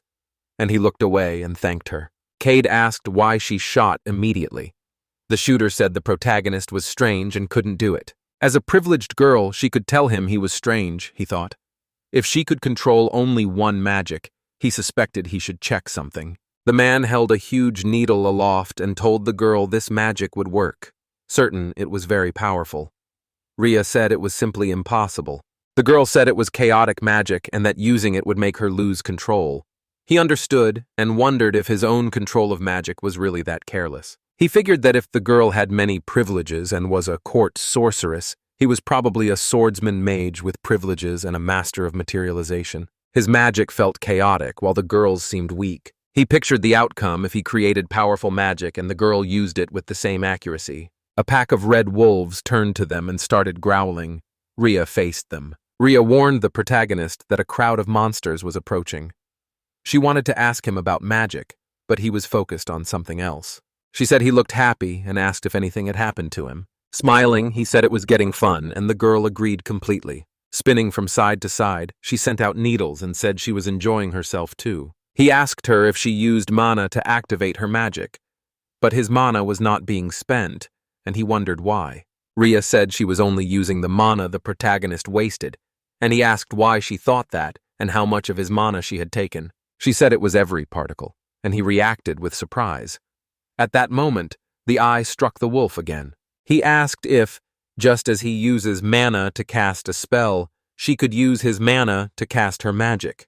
She said she could not control it if it was the source of the magic. He told her that, even though she said it like it was obvious, he realized he had used his magic without really understanding it. He asked whether training in magic control would let him do the same as her, and Ria said it was possible, but she did not sense any talent for magic control in the protagonist. Ked seemed to come from a world without magic, she said, and he swallowed at that description. He wondered if his ability to cast spells without training came from a natural talent for magic. She said that if he had such talent, he could use magic without proper control. The main character cannot properly control magic, but he can use it because he activates it boldly. He said he understood. The boy realized that just as she had forced the mithril into a new shape with her magic, he could use his magic the same way. His water and earth magic come from the environment. Raising the air temperature with magic can trigger natural combustion. Combine a sick fantasy with the environment to create the conditions needed to activate magic. Lightning magic couldn't be used because it wasn't a basic element of the environment, so the hero decided not to rely on magic that couldn't be activated at will. She said everything was ready and used magic to place a sandwich in Katie's hands, and he thanked her, finding the sandwich moderately salty but tasty. Surprised by the salty food, the hero asked where she had gotten the salt since they had brought no ingredients, and the girl said she had taken it from the ground, which left him frozen. The man brought all the dead wolves and asked them to confirm the request had been fulfilled and to take everything from him. The girl said in surprise, listing that the main character had brought 4,000 stalks of fiaro grass and more than 300 red wolf corpses. Stammering, she asked where he had gotten so much. She said she had helped him too. He thought the reaction would soon become a tradition. Turning to the main character, the girl apologized and said they needed to discuss something about Ria. Pointing to the sofa, she silently invited the heroes to sit. She asked the man what they wanted to talk about. He did not know how to explain it to her. The guy figured they'd probably found the girl's hometown, but because he gets along with her so well, it's hard for them to tell her about it. If so, he should start a conversation. Asking whether the girl's parents had come to pick her up, he learned they hadn't, and that she felt awkward about explaining. She said no one had found her relatives or parents anywhere. The man asked again if that was true. There was no city in the bandits' region that could be the girl's home, but they said they found the child in the middle of the forest. This means her hometown is very far away, but there are possible cities she could have come from. It was theoretically possible, but they concluded it was very unlikely. And first of all, her guild found no records of any race with characteristics similar to Ria. Approaching her, he apologized, said it was better if she didn't hear this, and covered her ears with his palms. He asked whether she could have been dumped because of her traits, and was told it did not seem so. She doesn't know the details, but she can say this is not the reason. He didn't understand what she meant. The girl clearly displays many mysterious signs, and her hairpin, abilities, and race point to a rare elven type. So he told the guild about her race, but they had no records of it, and he was not surprised they found nothing. The man turned to the woman and said he knew she had lost her memory, and asked if she still remembered anything. Maybe the place she was in, the landscape, or something like that had been rethought. She remembered being in the forest and found no traces of magic. It was far away, possibly on another continent. Now she answered all his questions firmly. They were not the answers a little girl would give, and that was another of her mysteries. He assumed she was older than she looked, possibly even older than him, and then the guy asked what to do with Ria. She replied that they were trying to find someone willing to become her guardian, but it was hard to find anyone. If they didn't find anyone, they'd have to leave the girl at the shelter, she said. Rio was horrified. Claiming she wanted to be the main character, she grabbed him, and he looked at her in surprise. The girl asked the hero to take her under his wing, even though it would be hard for an adventurer to care for a small child. Normally it would be possible, but Ria had lost her memory, and when she found a man with similar special abilities, her memory cleared a little. So if he pushes her away, he will feel he is rejecting everyone's kindness and the girl who helped him. They would be fine fighting weak monsters, but suppose he has to use all his mana. Using his mana leaves her unable to cast spells, so if that happens, she may not be able to escape. The hero decided that until he was sure of this, despite feeling sorry for her, she would simply be a burden and he could not afford to expose her to danger. There was doubt on his face. He still managed to answer. The protagonist asked the girl to hold off on the question. She said, of course, he could decide at any time before he left for another city. The girl began to speak to the guy, but he cut her off, saying he had something to explain to her. The main character said he would not leave her alone and asked her not to worry. Ria was happy. The girl told the hero to go to the guild today to fight stronger monsters like dark Saras or bloody tigers, since he woke up to find her already ready to begin the extermination quest. He thought the monsters were already trembling at her name. The girl seemed to expect his acceptance if she proved herself. Since his main concern was her safety, it wasn't so bad. They're going on adventures later, but he needs to be somewhere more important. The girl gave him a questioning look. The hero greeted Sunisa and began to ask about his staff, but the girl interrupted and said his staff was already prepared. The protagonist surprised everyone by using a staff, saying he did because he was a swordsman. When the girl asked who stood next to Kaid, he said it did not matter and told her to look at his staff. She said the staff could be used as a sword and called it a witcher's sword, which surprised the man. He said it was really cool, and she said she already knew and that his energy felt like a staff. She asked why it looked like a sword, and Sumisa wondered if that seemed odd since the main character wanted one himself, though it was one of her best works. He said the weapon's weight suited him perfectly. She suggested he try it in magic and pointed to a place that would fit him. The protagonist began to act. The girl laughed and said she could already picture him casting spells with it. He added that he was looking forward to it too. The girl was surprised he had so much mana, and that Ria could see it. The guy thought the sword was definitely different from the previous staff. He felt his mana being drained from him. When his mana exceeded the staff's density limit, it spilled out of him. The boy started using the sword on everything he saw, and Ria was surprised by his speed.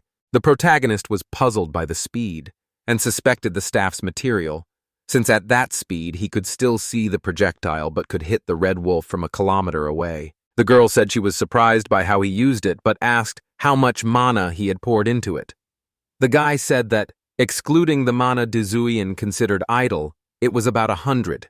To him, it was nothing. The girl said it was the full mana reserve of 5 mages and asked if he was really human.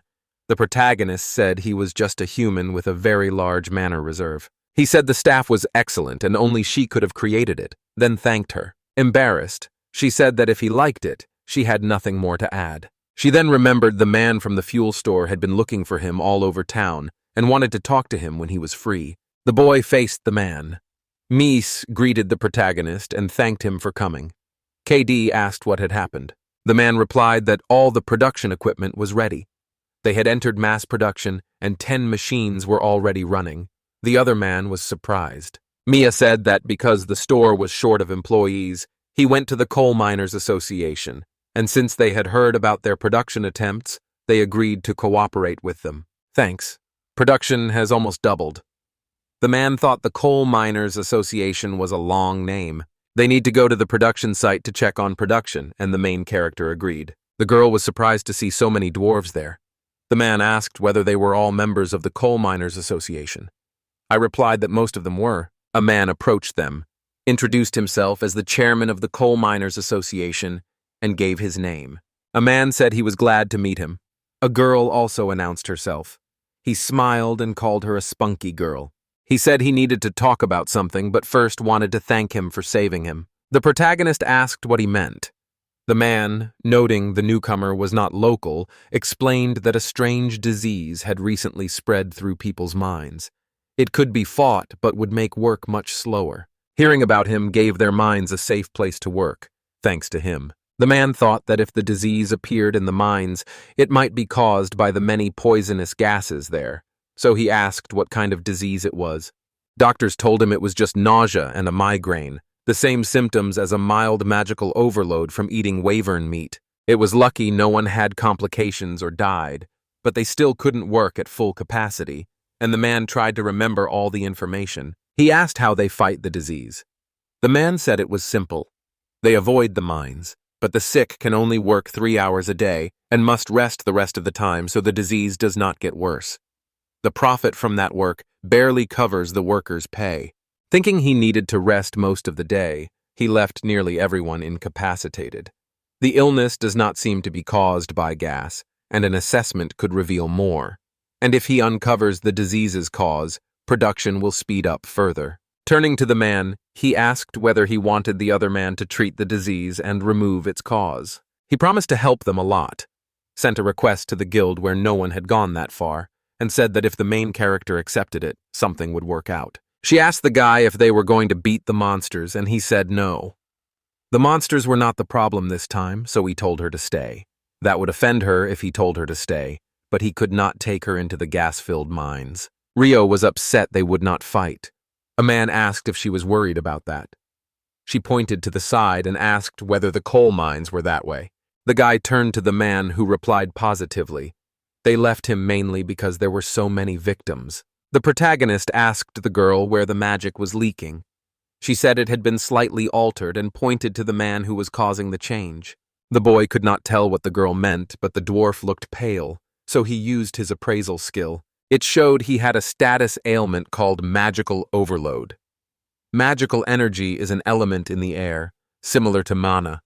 The carelessness she saw was likely this magical energy and probably the cause of it, and the girl said such energy usually came from monsters. He began to understand the situation. The man asked his subordinate how he felt, and the subordinate said he had just come back from the coal mine, so he was not in good health but could still work. The man urged him to rest and not overwork. Despite her age, he found the girl quite talented. He asked why he didn't bring the girl along to investigate. If he thought there might be monsters, he could retreat. The disease affected children far less than adults, so there should be no problem. Ria said she and the main character would be fine. He trusted her, but he worried more about the monsters. He assumed they could retreat if things went wrong. The hero agreed to take the girl with him, and she was happy. Seeing her fly, he suspected it was one of her skills, and if so, she could retreat without problems if needed. They reached the mine entrance, where a sign warned of coal mine disease. He asked her to tell him if she found any monsters, and she agreed. The walls will make it harder for her to find them, but she will try. The man forgot the walls weaken her detection, so in this mine, his detection will be more useful than hers. The man saw the girl and asked if something was underground, and she repeated the question in surprise. Ria said she felt a carelessness stronger underground, and was surprised she hadn't noticed it. The man thanked his radar. Only about 30 centimeters of space lay underground, and that was all he could say. He thought about trying to get there. The girl agreed. They worked together using magic to reach the bottom of the mine. Bumping into something hard, the boy asked what it was. The girl replied that this part was different from the others. She thinks it's a building from the past.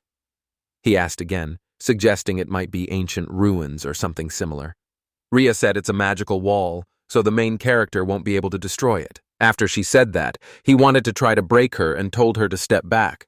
She then asked whether he would use magic before stepping back. The boy tore a hole in the floor with a powerful force, and when Ria asked if he was human, he said yes. Now that I think of it, this is the first time he has charged his magic in front of a girl. She thinks he is not human, and he calls her impudent. Using pressure magic, the boy began to clear a path ahead, but the walls did not collapse. Surprised, the main character saw not a single scratch on the wall and thought it was as strong as the girl had said. Suddenly the boy's thoughts were cut off when the floor cracked. The girl shouted for him to be careful, and the floor began to give way beneath them. The heroes began to fall. Ria said it was too heavy. They were too heavy and would break at this rate. The boy asked the girl to let him go so he could land somehow. She agreed and released him. The protagonist kept falling and couldn't see the bottom. The radar showed he would hit the ground in 15 meters. He had to collect all the stones before they touched him. 3 seconds remained before he landed. The countdown began, and the protagonist landed on his feet unhurt. Feeling fine, he thought he'd become stronger. Then a girl called him. She ran to meet him and asked if he was all right, and he said he was. It was very dark, so he asked if she had magic to light the place, and she said she did. Walking through the room, the man felt it was very large and empty, with only walls. The girl suggested they might be inside the publication. The protagonist asked what she knew about the building. Her reply was that she was not sure, and the place was full of carelessness. He asked her whether this place was the source of magic. Ria could only guess. He thought they'd been very lucky, but their main priority now was to get out of here and report it. He thought about how they could get out of there. The main character asked the girl if she could fly. She said she could not fly very high. Kay believed she glided using jet propulsion but was limited to a low altitude. He asked how she felt about him using magic. His great magic power could lift her. The girl disagreed, saying the main character has no control, so he might lift her too sharply, and she could die. The protagonist suggested finding another way out, asked which country showed the most carelessness, watched her point to the right, and the man left her there. The girl said she wanted to fight. Kai said they were only there to investigate, and asked her to watch for nearby monsters. She replied that a big one was nearby, and that it was the man himself, which outraged him. Seeing the hole they'd fallen through, he realized they were going in circles. The girl confirmed it. Assuming the building was a cube, he found only walls all around. The main character and his girlfriends walk along a long wall and approach a gate. The hero pauses in front of it and waits for it to be opened for them. The girl studies the gate and says she agrees with the main character. But that section of the wall gives off a strange energy, and the young man watches her with some anxiety because she clearly knows what she is talking about. The protagonist's companion notices something and says, "This is the wall they need because it doesn't react to magic," while the young man looks ahead in silence. He says it looks like a door, disguised as a wall, and Karisu Zumiya realizes the radar shows nothing behind it, and tells himself the radar sees nothing from that side. Choosing to move forward, he takes the next step. The young man approaches the gate and says the door must open somehow. His companion watches closely. The girl asks whether this is true. The young man replies that it is, studies the door closely and points out a scratch showing it was opened before, and warns they must be extremely careful because they do not know what might be hidden behind it. And as he tries to finish the sentence, something interrupts him. His companion cries, "Open sesame!" Her excited shout could bring serious trouble, which the protagonist fully understands. He asks whether the girl is really mocking him. The door opens. Suddenly, the protagonist hears a strange buzzing. The young man touches his eyes and peers into the darkness stretching beyond the open door. A huge flock of unknown monsters flies toward the friends, buzzing loudly and attacking aggressively. Armored wasp-like monsters hover motionless in mid-air, aiming their stingers at the heroes. They aim their complaints straight at the main character and his companion. The young man realizes what will happen and covers the girl with his body, then turns to Ria, Chan in horror. Suddenly the stings stop and hang frozen in the air. He can't believe it and keeps his body over the girl to shield her. The blades hit the ground with a loud sound, surprising the young man, who looks at his opponents and wonders if his companion did something to them. The monsters start moving again. The protagonist decides this is no time to think. Deciding he must kill the monsters first, the young man rushes toward his opponents and tightens his grip on his witcher sword. The young man swings a weapon and cuts down his opponents. After dealing with the monsters that scared the heroes, the young man goes to his companion and asks if she is all right. The girl says she is fine and apologizes to him. He says he's glad she's okay. The protagonist asks if she really stopped using those needles. The girl shakes her head and says she didn't do it. The companion points at the main character and says he did it himself. The young man looks surprised and asks her again. The heroine explains the magic in these items is very weak and fades as soon as they get near the main character. The young man smiled and said it was a pitiful sight. The girl replied that her companion was strange after all. Kaede Suzumiya asked the girl again what she had said. The heroine suddenly becomes serious and says these monsters seemed strange to her too, showing she knows more than the main character. The comrades spot debris under their feet, leftovers from the monsters the young man chopped up, which resemble parts of a magical instrument. The protagonist studies the details and determines the monsters are magical tools designed to destroy invaders. The guards are called the Floating Eye, The door is a low-level magical isolation door, and all these magical tools are called artifacts. The building turns out to be an ancient ruin. When the protagonist realizes this, he understands they are uninvited guests. Grinning, the young man realizes they are not allowed to see what is hidden behind that door. Karis Azumiya and his companion peer into the darkness, and the protagonist says nobody knows what kind of monsters might be hiding behind that door. He asks the girl whether they should go back, and a sudden thought tells him returning would not let them go home, so he understands things are bad, and they have no choice while his companion is in complete ecstasy. The protagonist scans the darkness. A door opens ahead. He and his partner step inside. The young man studies the scene, taking stock. The protagonist says they checked every room, following those rules. The girl agrees and carefully inspects the interior. The young man saw 8 new doors behind that door. The rooms beyond them were in complete disarray. Many hovering guardians filled the room, but no path led to the source of magic or to any exit. Approaching the inscriptions, the main character read that this was a research center, looked around carefully and assumed it was the place. Confused, the young man asks what they should do next. Suddenly, a bright flash lights up the darkness. The girl rushes ahead of her partner and goes down the spiral staircase. The protagonist follows slowly, taking in the surroundings, and decides to fight beside her. The stairs are very long, so it takes a while to go down. As the hero falls, the young man spots something. Looking ahead, he points out another door. The hero moves closer and reads the large letters on it that warn unauthorized persons will be eliminated. The protagonist sees the sign as a warning, grins, and says it means the area beyond the door is more dangerous than here. He wants to drink a potion for Togo to gain courage. The girl asks what difference it makes and what monsters they might encounter. She is sure a sad fate awaits them all. He decides his goal is not to hand people over to monsters, but to find a way out of this hole, so he drinks a potion to gain some courage. It doesn't look like they'll get out of here without a fight. The young man warns his companion to be careful, and she agrees. The protagonist places a hand on the door. The door swings open, and the heroes stand at the room's threshold. Several blades fly straight at the couple. The protagonist can't believe another guard is waiting for them. The protagonist fends off the attack, shielding the girl with his body again. He silently asks if the enemy hit him, and remembers that earlier the attacker's needles fell as they came toward him. But now something is different. The girl says there are others among the monsters. The protagonist freezes in horror. Spaces form around it. Monsters emerge from them. Also among them is a new wolf-like species. The young man studies them closely and says the hovering guards are now a different color, and the mechanical tops frighten him even more. A new flying snake appears among the monsters. It is much larger than the other opponents. The main character gets ready to protect his partner. Although the girl says she feels neglected by her, this is not the main issue. The monsters launch their attack. Shouting, the main character tells his friend to run and save herself as best she can. The girl turns to the protagonist and tells him she needs a stone spear. The young man replies he understands.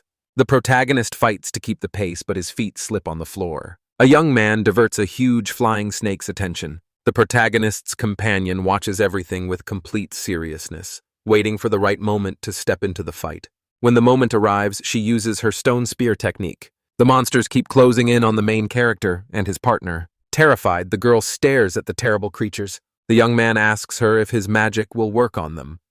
With her help, he hopes to protect them from the invasion. The girl shouts to him that one of the monsters is chasing him. The monster is a wolf-like creature wearing armor. The protagonist realizes he is not sure these are robots, but they are very quiet, and since magic does not work, he decides to taste his sword. The young man gathers all his strength into his fist and strikes his opponent with the ball, sending him flying a long distance. The hero's sword strikes the ground with a clang. The young man realizes his opponent is very strong, but he is not as simple as he first appears. The young man gives his all and cuts his opponent in half. Standing triumphantly over his fallen enemy, he says his witch, whose sword can still cut him, has one problem. He can cut every opponent, but none of them need magic at all. No one knows what kind of metal it is. The young man suspects there is a hidden catch. The protagonist applies the assessment skill. This is a Category 2 infantry anti-magic steel. It contains crystallized magical particles that nullify any magical effect. The hero's opponents are completely resistant to magic, and this likely applies to all magical items in the room, while the main character's partner runs up to him. She tells the young man they need as many stone copies as possible. Bombarding the multicolored guards with a hail of shells should destroy them. The protagonist says this is to their advantage. Stones thrown by a girl explode in the air, scattering a shower of shells. The young man keeps swinging his sword, cutting down his opponents. He says he can focus on the wolves now. It still faces one major unsolved problem. A huge flying snake keeps bothering him, appearing beside the young man and lashing him with its massive tail. Realizing what will happen, the main character turns to his partner and asks her to jump. The snake thumps its tail on the ground. At that moment, everything on the surface shoots upward.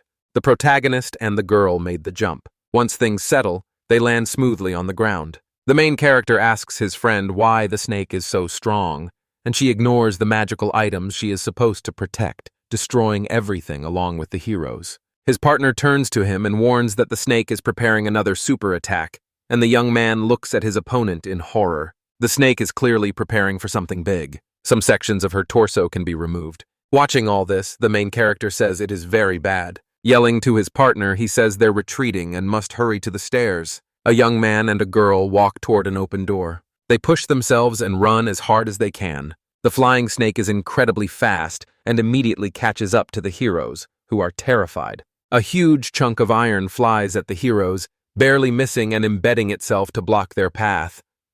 The young man and the girls freeze in horror, staring at the barrier jutting from the ground. The protagonist says this is very bad. Meanwhile, the flying snake smashed through the door.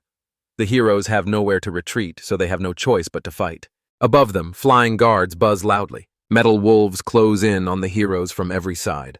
The protagonist faces the truth and says all that remains is to fight his opponents. He knows the snake must be dealt with, but his dream alone will not be enough to do it. The young man turns to his partner and asks if she can use his magic to lower it back into the ground. The grower says it is impossible because the snake is too strong. Suddenly, the girl freezes and stares ahead in horror. Claiming snakes have wings, she makes the young man turn around in fear and ask which wings she means. The heroine says she can bring the snake down to the ground by destroying its wings with a fireball. The young man nods and says he will charge the fireball. A young man asks the girl to tell him when his sword's charge will be enough for Togo to break all his opponents. The girl says she understood her comrade. The hero runs away in different directions. Thick smoke fills the whole room. The protagonist steels himself and grips the sword tightly. The girl shouts that the charge should be enough for Togo to land a solid blow. The young man replies that he understands and will follow her instructions. The protagonist strikes opponents at a cost of 700 mana. The young man creates huge fireworks balls. The snake slides backward and tucks its wings away. The protagonist's girlfriend screams that she is pushing them into herself. The hero watches the explosion from the young man's attack grow. Flames consume everything nearby. The main character feels both anxious and excited. The flames reach the snake and slowly start to burn it. The protagonist watches closely. There was enough power to destroy her wings, but something went wrong, and the young man escapes. The heroes spot something in the distance. Turning to his girlfriend, the young man asks whether she can control him herself this time. She says she cannot because he has too much mana. The protagonist knows the fireball will hit only him, yet it can still strike the hidden wings without precise control, so he decides to increase its power enough to be sure it reaches and destroys them. She tells him the power must be increased 20-fold. The protagonist agrees with her and says they will do it. The young man asks for more time. Meanwhile, Sma is furious and trying to capture the main character and his girlfriend. Using her techniques, the girl delays Togo so the young man can prepare for the crucial attack. The main character spins through the air while sharpening his sword. A silhouette is hidden in a cloud of smoke. They fly out of the smoke to attack the hero's snake. Confidence shows on the young man's face.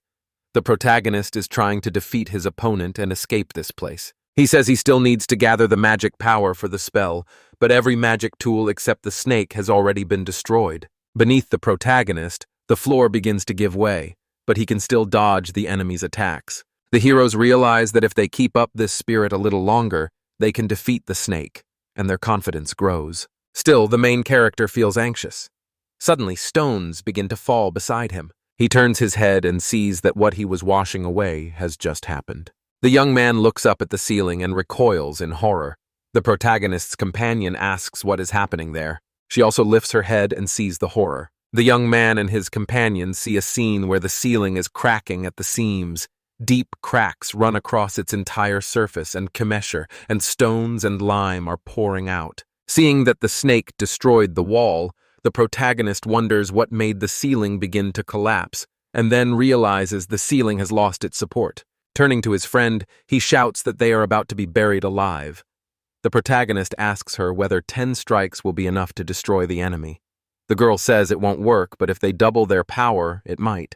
Shouting, the young man says it won't work either because he doesn't have enough time. He can't finish his thought before something huge and heavy crashes into the floor. The main character fights to avoid flying off to the side. He turns to his girlfriend and asks how she feels and if she's okay. You see your partner's sober, ominous eyes well up with tears. She wants to say something to her comrade, but a lump forms in her throat. The young man scans his surroundings carefully. At that moment, the ceiling starts to collapse. The protagonist shouts the rest to his girlfriend. Terrified, the girl asks what they should do next. The protagonist yells at her not to stand there like a statue and to run quickly to a safer place. Suddenly, he changes his mind and tells her to wait. He is beside her in an instant and demands that she grab him. He says we can't miss the chance, so we must run to the other end of the room and look for another way out. And the girl does not resist, agreeing with everything the young man says. The snake keeps attacking, striking beside the main character.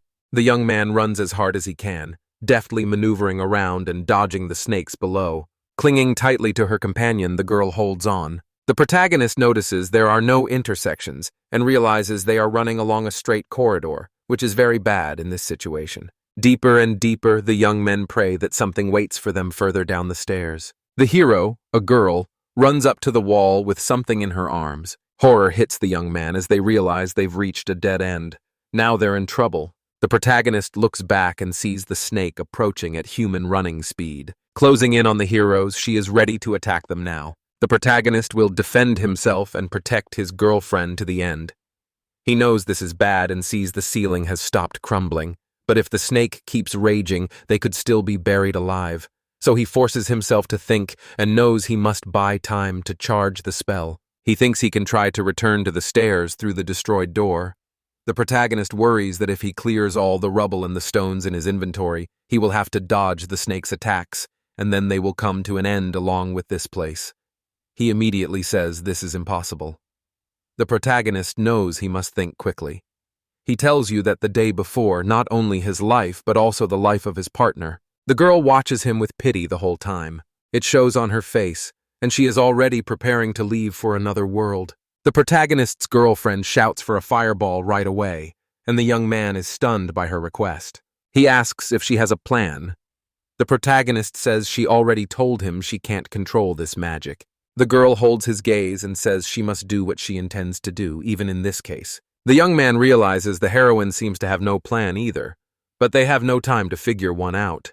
With no other option, the main character agrees to help his friend. Using all her strength, the girl strains to pull magic from within, and little by little she succeeds. She struggles, and at last a magical light begins to glow from her, and a tense heroine cries out, unable to handle the magic, but a hairpin in her hair holds back the powerful energy. The young man watches and realizes the heroine is using her innate magic to neutralize attacks that would hurt her, and the hairpin is absorbing all the damage. Realizing it's too dangerous, he knows she must stop immediately and needs his help. When he turns to his girlfriend, she interrupts him. The hero doesn't smile, says adventures are fun, and asks if the main character feels the same. The young man looks at her in surprise, stops resisting, and does not understand what is happening to the girl. Certain it's just a show of courage, the protagonist said it to stop him from bothering her. The young man smiles and seems to disagree, but he fully agrees with her. He pushes aside his feelings and decides to help his friend. The hero stands before the snakes, waiting for the battle. Finally, the girl masters have magical powers and are about to attack. Fire surrounds the heroes, consuming everything in its path, yelling Winston's cry. The protagonist's companion launches a flare ball directly at the opponent. A massive fireball hovers in the air. The main character encourages his friend and shouts at her not to stop and to keep moving forward. He believes she will succeed. The snake begins an attack and rushes toward the heroes, opening its mouth with fangs flashing. The protagonist keeps shouting, urging his friend to do it. Straining to her limit, the girl keeps control of the magic and screams loudly from the effort. A massive fireball hurtles straight toward the snake. Upon reaching its target, it engulfs the target in flames and starts to consume it. Exhausted, the girl collapses to the ground. The protagonist rushes to her side without hesitation. The young man moves to finish his opponent. Leaping at the snake, he drives his sword into its head. The young man feels the sword meet more resistance than usual, because the metal on the snake's head is stronger. The main character remembers that his friend created and gave him this chance, so he cannot miss it.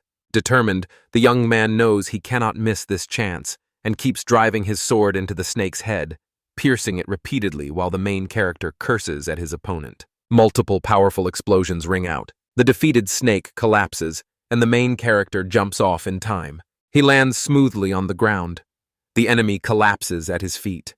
The snake's head is burned away, and the hero's damage is visible across its body. Eyes full of hatred, the protagonist looks down at his defeated opponent, exhausted from the fight.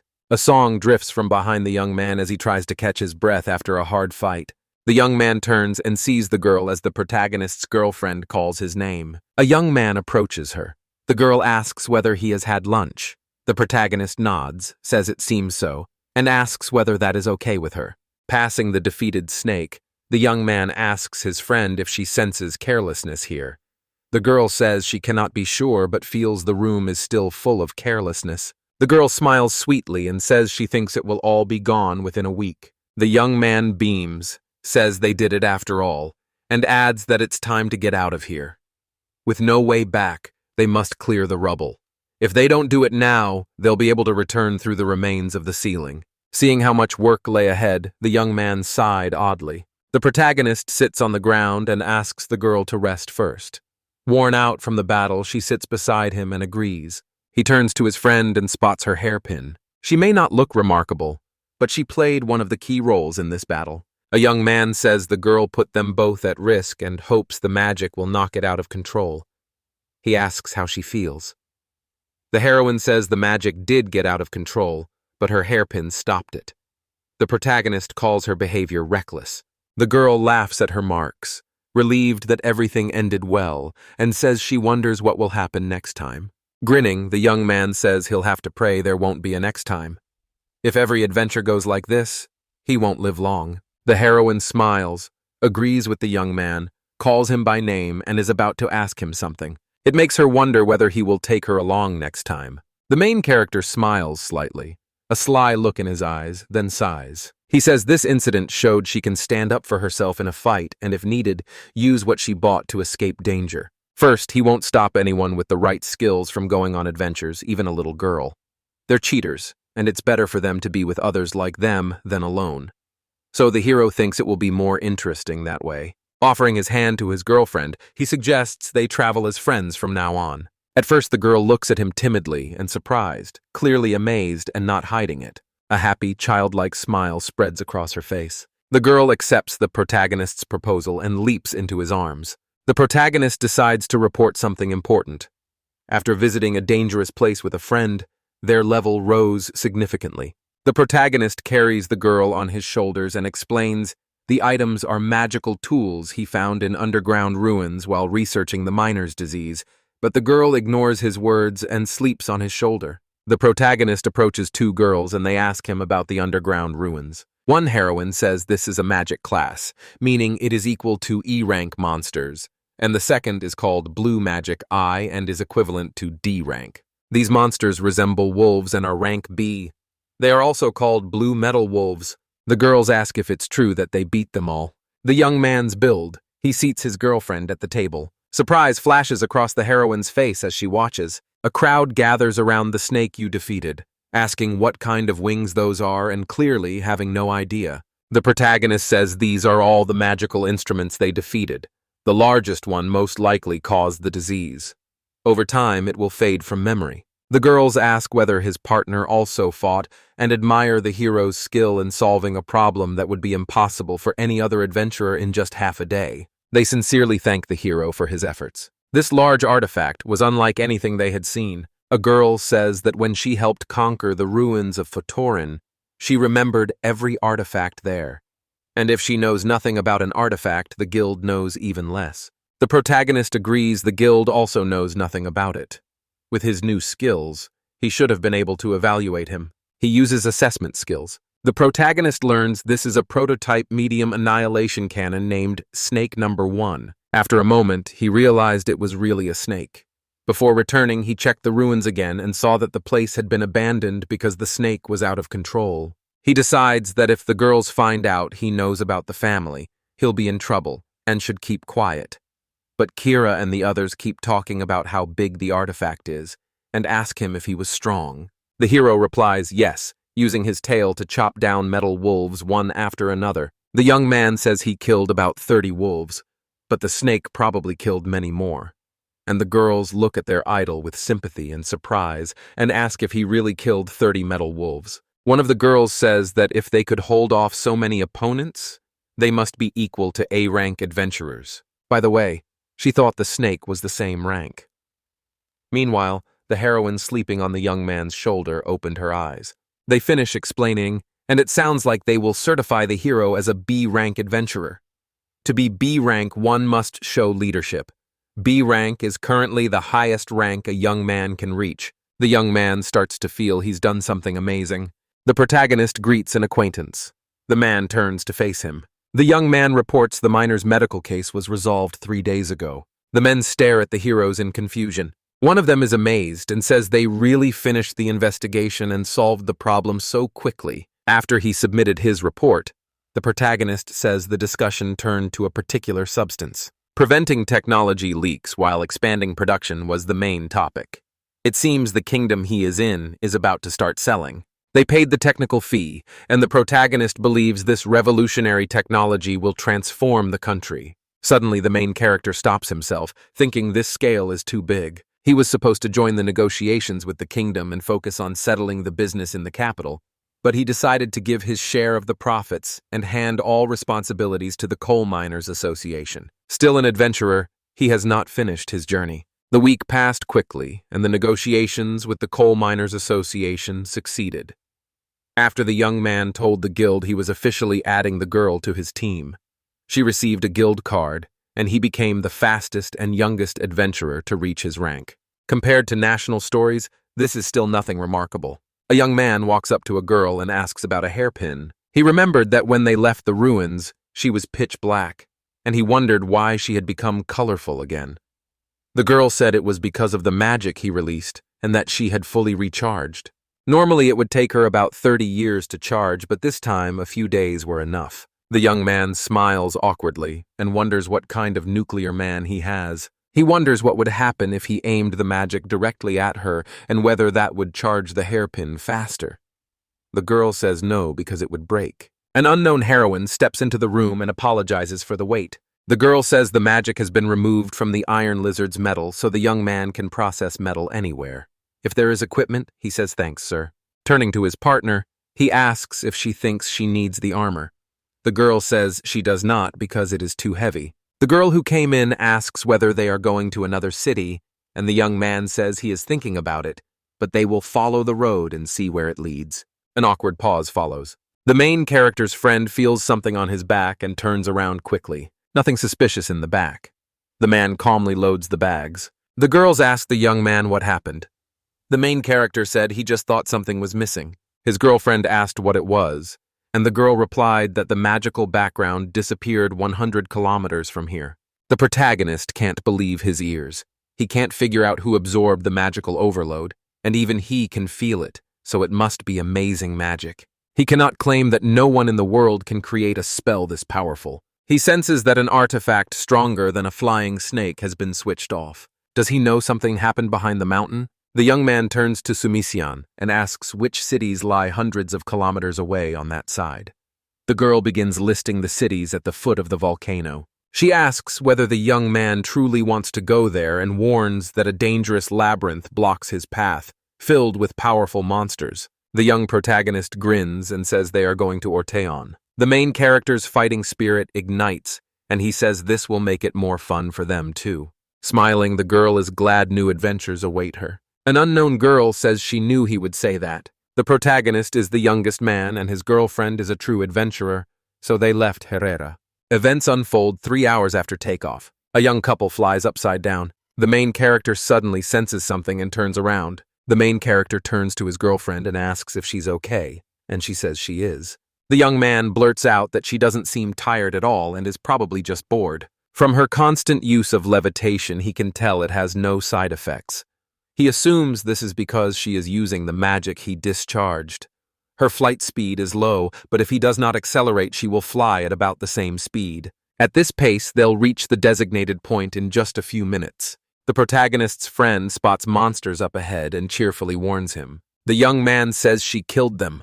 Getting to the city as fast as possible was his plan, but that did not happen. A massive horde of monsters blocks their path. A huge crowd of monsters blocks his path, and the girl stares at them in surprise. The protagonist says he has changed his view, and it's time to warm up. The heroine prepares to attack. Both comrades run toward the monsters. Amid the vast crowd, the heroes move toward each other. When they clash in the middle, a bloody fight breaks out. The protagonist shouts to his girlfriend to attack but not to kill them, and she agrees but asks why it is necessary. The young man says she cannot see. The monsters look tempting but wasteful.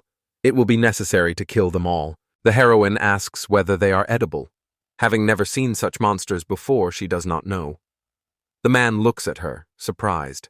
Realizing that a monster that looks like a crab isn't necessarily edible, he uses his assessment skill. At the evaluation, the protagonist realizes they can be eaten after all. He beams with joy as the girl shouts that monsters are coming from the other side, and the young man asks cheerfully what they will do this time. His gaze shifts suddenly. Meanwhile, the hero moves toward a cluster of brown cockroaches.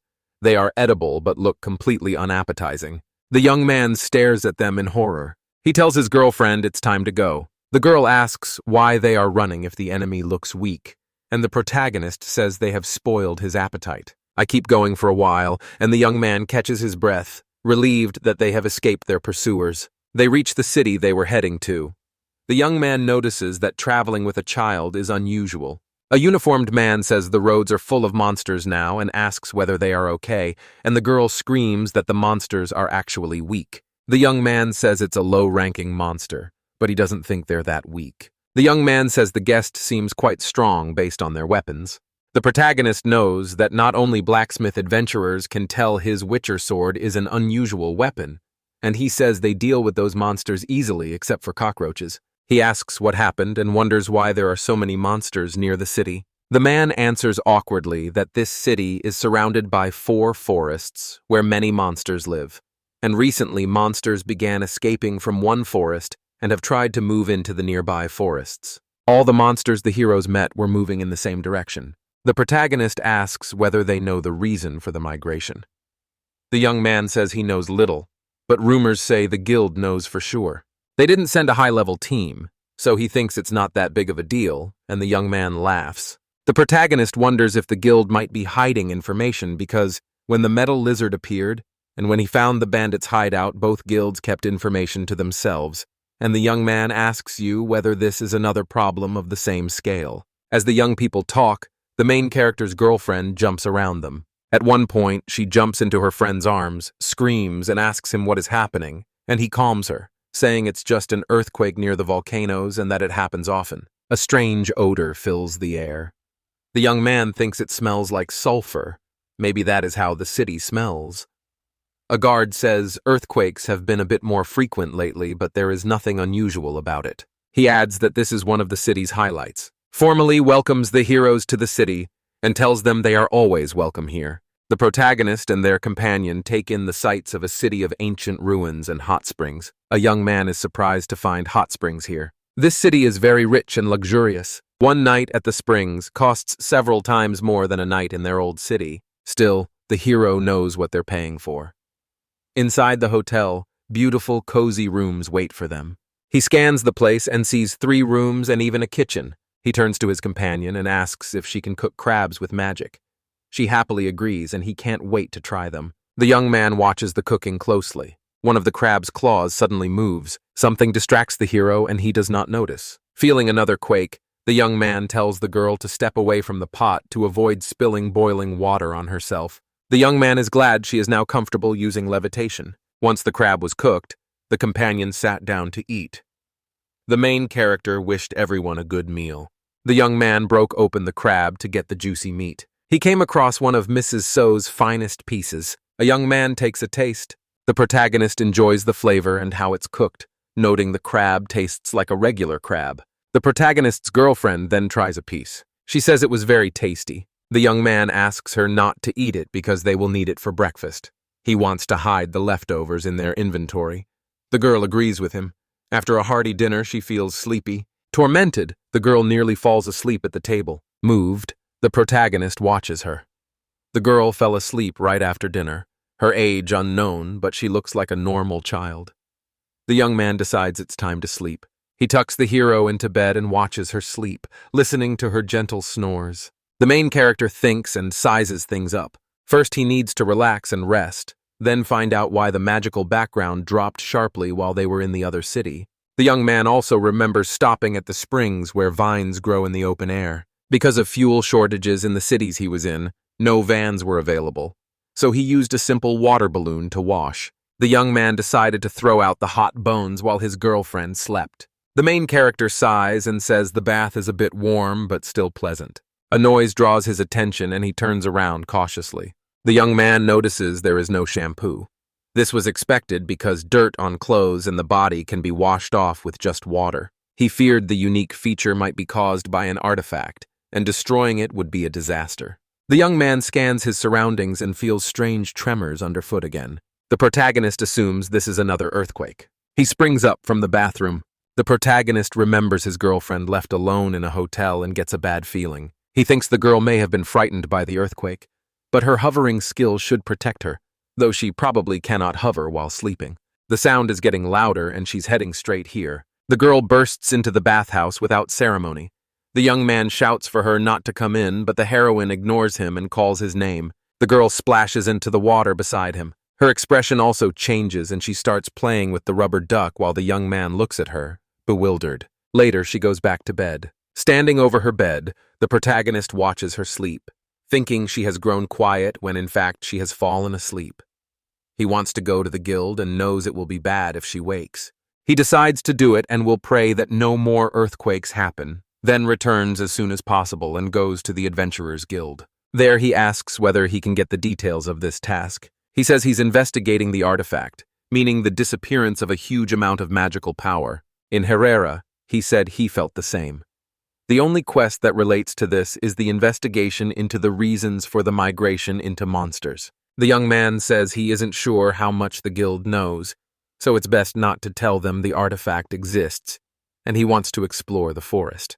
The protagonist asks whether the guild knows the situation there now. Wanting to avoid coming back with information the guild already has, he asks how much they know, and the girl he asks hesitates. She apologizes and admits she doesn't know anything about the forest either. The protagonist stares at her, surprised. The heroine's breadwinners say she is an intern. The young man, disappointed, turns to her and says she does not seem to be trying to pretend to be a fool. They still know little, and rumors say the guilds know much more. The young man knows all the rumors are true, and they even hide information from the employee. The other employees he asked also said they knew nothing. Apologizing, he says he will have to put pressure on the girl. The hero says he wants to investigate the disappearances involving huge amounts of magical power. The protagonist already knows this is tied to the artifact. The girl is surprised by his speed. He urges them to keep going, saying something is probably in the forest. Another woman enters the room and tells him to stop. She tells him to follow her and says she needs to hear his findings. The young man leaves, leaving the intern completely bewildered. He sits down at the negotiation table with his new acquaintance. She asks what the young man knows about artifacts. The young man says that, as he suspected, it is linked to artifacts, and thinking she is a senior official, he wants to tell her everything but doubts it will end well. In Herrera, he was suddenly overwhelmed by a strange feeling. A friend who knew magic told him most of the magical power had suddenly vanished. He concluded that such power could only come from an artifact. Thoughtfully, the woman says this, indicating the information did not leak. She asks the young man his girlfriend's name, and he replies, The girl repeats it and remembers the main character's name. The young man confirms everything in Takeland, then scolds you inwardly for mentioning his girlfriend, thinking he should not have done it and unable to understand how the other person knows their names. Smiling, the girl says everything is as she expected. A new report recently came in about adventurers on the air, and she says several unusually strong ones arrived. A few extra volunteers can go from Herrera to Arteon in one day, and the heroes made the trip in only 3.5 hours, so the woman does not know everything about them. Still, information spreads surprisingly fast. There are no phones in this world. People transmit information using magic. The young man did not want to fight this organization. He asks whether information about the artifact is being kept secret. The girl says only a few cell employees and some adventurers know about it. She says they were going to reveal it to the public, but someone outside told them to hold off. The protagonist thinks someone at the top ordered it hidden. He says the guild itself holds significant authority, and only a feudal lord could forbid them from acting. The hero asks whether they always need outside information to reveal something, and the girl replies that not always. Sometimes they deal with situations that do not need urgent outside input. The young man asks if the situation is not urgent, and the girl says yes. She reports they already caught and executed the culprits. The protagonist assumes the problem is already solved. The girl tells him that if he wants to investigate alone, he must follow a few rules. First, she asks that you mention her and tell them he is here because of Lassius. She'll be happy to help him if he needs to know anything, which is probably all the hero can ask for, and he says he understands. The young man returns home. Ultimately, he found nothing useful. She said the criminals cut the power, but the monster kept evacuating, so the artifact must be there. We just turned it off and destroyed it. By finding the way, he can get more of the information he needs. The next morning, the hero and his girlfriend set out to fight monsters. The young man says they're already in the forest where the magic faded.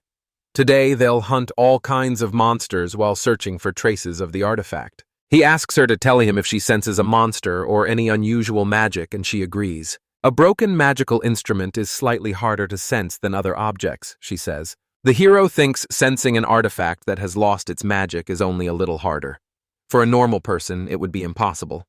He simply agrees with the heroine out loud. He asks her whether she knows which way they should destroy the artifact. She says she doesn't know. Many powerful sources of magical energy surround the perimeter. Deciding on a radical plan to complete the tasks, the protagonist suggests searching the entire area, and the girl happily agrees. The hero dashes into the depths of the forest. Evil fang wolves often roam that area. Magic rays stream from the girl. They sink their teeth into the wolves' skins, bringing them down. The hunt is successful.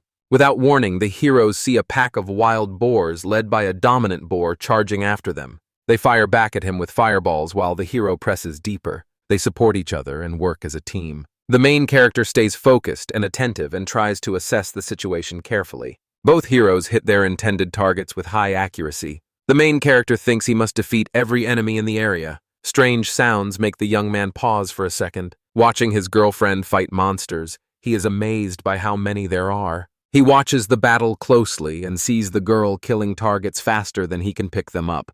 And to put a target in his inventory, he has to walk up to it, which is inefficient because it slows him down. He suggests they try using magic to speed up the work. For example, use magic to attract corpses. The protagonist had tried something similar. Pulling one of the dead monsters, he accidentally pulled something else free and was startled. Amazed, the girl looks at her friend. She asks the protagonist what he is doing.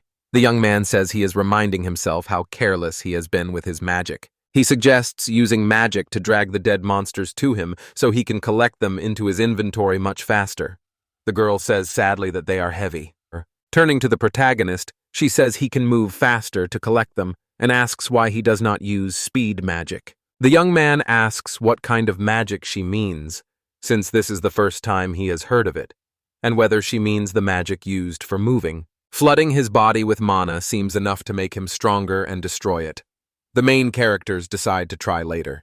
The girl asks him not to speed up toward her. For safety, the young man tries a gentle acceleration and says out loud that he is using the acceleration magic technique. She watches her friend closely. The young man sees nothing is happening, asks you whether he gave too little mana, and then tries again. This time the protagonist bolts away at breakneck speed. The girl stares in horror at his sudden movement. The young man flips in midair and panics as he realizes he is losing control. It has been blown farther and farther away. The protagonist smashes into a tree with all his strength. Emerging from under the tree, he looks like a messy wisp of smoke. The hero complains that this magic is inconvenient. Very scared and a little confused, Rhea rushes to Cade and, clearly worried, asks if he is all right. Cade tries to seem confident and says he is fine. The man asks whether she is worried about his clothes, since he is still safe and sound. Kyra then remembers that his clothes have a feature that increases defense in exchange for mana, and the defense now feels comparable to garden leather armor, which is more familiar and usual for him. The boy asks Rhea whether the armor's magic would activate if he were slammed into a tree, imagining that possibility. Thinking about his question, the girl wonders whether magic has always worked, since situations vary. Kaeda thinks the armor has been working all along, absorbing the released PMs, and he reflects on his feelings. The girl agrees and says the armor grows stronger with him, which will be very useful in battle. Hearing this, the man is surprised at how the monstrous horn can grow stronger. With obvious interest, the girl asks whether he knew about that feature of his uniform. The man replies he doubts anyone who wore the armor knew about it. He finally understands why he is alive at this point. To try to save himself, he asks Rhea whether he can master acceleration magic in this situation. Rhea confidently tells him he just needs to keep trying, and it will work out. The boy says firmly, he will keep training while they explore the forest, fight monsters, and discover unknown corners of nature, and the girl, smiling and happy for Kaid, willingly agrees. The man suddenly runs into a tree, creating a comical scene. The woman looks worried and asks how he is. His confident answer that everything is fine calms her. Steeling himself, Kaya speeds up and runs, hitting the trees again, repeating this over and over to gain momentum. Clenching his fists to prove his strength, he confidently says he can do it, and she watches with surprise, admiration, and apprehension. Studying the scene, the man asks Rhea where the nearest monster is. Rhea concentrates, lifts her hand, and points in that direction. Pleased with the hint, he heads that way with determination. Running through the forest, he feels like he's getting the hang of it, which is a good sign. If he keeps speeding up with this magic, he'll eventually crash into something because he can't change direction while it's active, and that worries him. Thinking it through, the man realized it could be turned on and off periodically to prevent collisions, and that he needed to turn it on and then turn it off immediately. Ahead, a huge monster appears, baring its teeth and staring at him, ready for the encounter. With large ears, the monster scans the distant forest and suddenly spots a flash ahead that draws his attention. Kaida moves quickly from tree to tree, edging closer to the animal as silently as possible. The monster notices him and recoils in instinctive fear. Frightened, the animal swings its paw at the man, who sharply dodges and displays his skill in acceleration magic. He drives a powerful kick into the monster's belly. Pleased to discover his acceleration magic can be used to attack, he gains an advantage. Groaning in pain, the monster flies back into the tree from the man's blow, while he lands on the ground, showing off his skills. The man smiles a little nervously and asks the woman what she thinks of the performance. Rhea, trying to be objective, says his movement looks odd and could mean either failure or success. Still optimistic, he says everything is fine as long as he can use magic. Before she finished speaking, the girl saw something ahead. Rhea stops him, saying she senses a strong, strange, magical force nearby that puts them both on guard, and he looks at her in surprise, realizing this could be important. Approaching the source of unknown magic, they peer out from behind the bushes and notice something completely unusual. Deep in the forest, they discover a large round disc bearing an unknown image that hides a secret.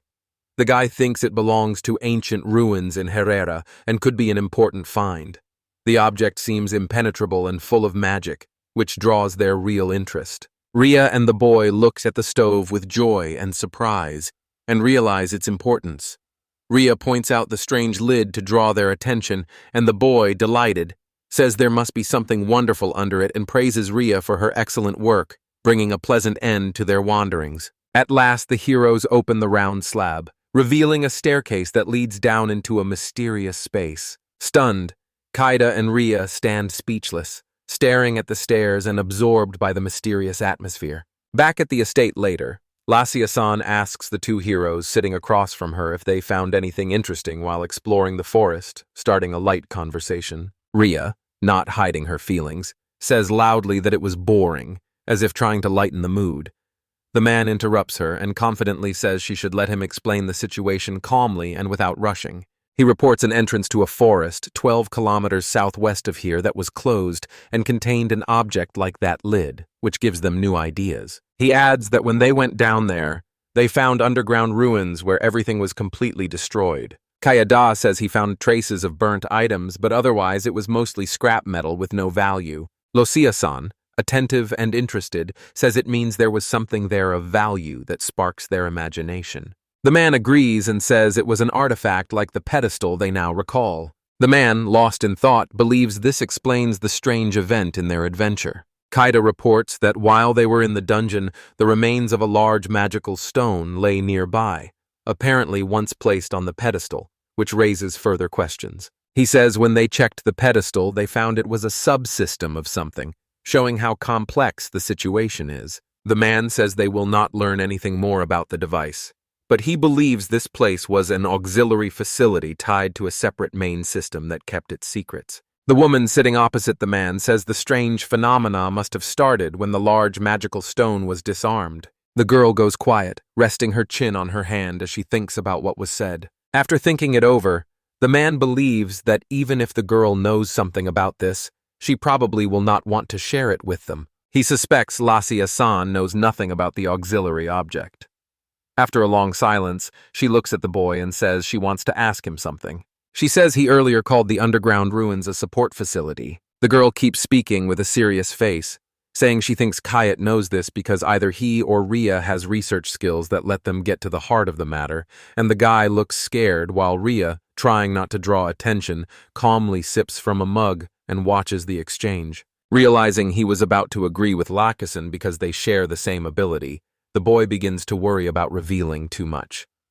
Kaida is surprised she could draw those conclusions from only a few words, and he thinks no one should have known about his skill. Bowing her head, the girl tells him she will not force him to share every detail, creating an atmosphere of trust. Lacey Asan says they only want to learn as much as possible about the adventurer's abilities for emergencies.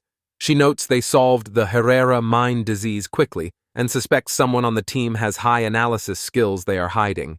The boy stays silent with a small smile while his companion watches him in surprise and picks up his mood, and the man worries that Losia-san might misuse this information, but the boy is surprised by her wit and insight. Lost in thought, the boy opens and closes his eyes and decides the best move is to tell Losia-san everything and rely on the guild. The man, after collecting his thoughts, says he has the skills to back up his words. Smiling with satisfaction, the girl says she will ask him later about the details of the route to the ruins to keep the conversation open, and he looks at her, puzzled, trying to understand what she means. The girl says she already told him that only a few adventurers and guild members know about the current problem. Lesia-san says confidently that their party should know this too so they can stay up to date. The guy studies the girl carefully, realizing how important her words are. The woman in glasses says she cannot reveal this to him until top management gives permission, which has made him anxious, and asks him to be patient and not expect much. He thanks her for her understanding and support, and Kaida feels she can trust him now that he revealed personal details. He thinks the problems come from hidden information, and can only hope the higher-ups will let him share it. The best candidate, he believes, is the largest ruins in the area, such as the Ordine Labyrinth. The boy on the bed looks at Ria and asks what kind of earthquake countermeasure that was, showing interest in her idea. Floating on a bed in mid-air, a girl says good morning to a guy, and he jokes that it's an odd way to sleep, lightening the mood. As they walk through the city, the boy asks if Ria is okay, and if she hit her head in her sleep, showing concern. The girl smiles and says everything is fine but wishes the bed were higher, which is hard to do while sleeping. He thinks it's completely impossible, but he smiles at her optimism. The city suddenly rumbled, and everyone, including the main characters, grew frightened. Assessing the situation, the man asks if the grill is okay. Ria laughs softly and says she is already used to it, and the man is relieved to hear this, pleased by her resilience. The girl asks where they are going today, sparking interest in their adventure. The boy replies eagerly that they are going to the guild to explore the labyrinth. A stranger politely asks for Kaide, and the friends turn to look at them. Slightly confused, the man asks what happened. The stranger introduces herself as a guild employee and invites them inside to talk.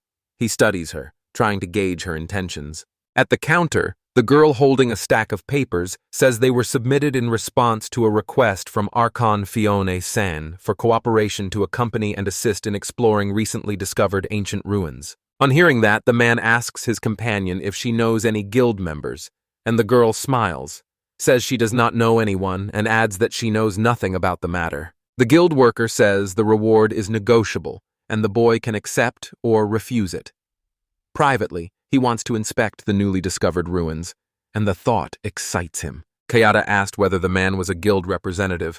The girl smiled and denied it. He realizes this person is running at a bad time. A man introduces Lassia-san and says she told him his party should also be informed. Holding the tablet, the boy thinks this is probably the work of Lassia's sons, and even if it is not, he can go to the new ruins hoping for good prospects. He thanks the girl for the information and says he will try to meet her. Kaida and Ria walked up to the building ahead. Ria stared at it in surprise, while Kaida, with a sneer and mild irony, called it a magnificent tofu house, and Ria, not hearing him, asked again, still missing the sarcasm.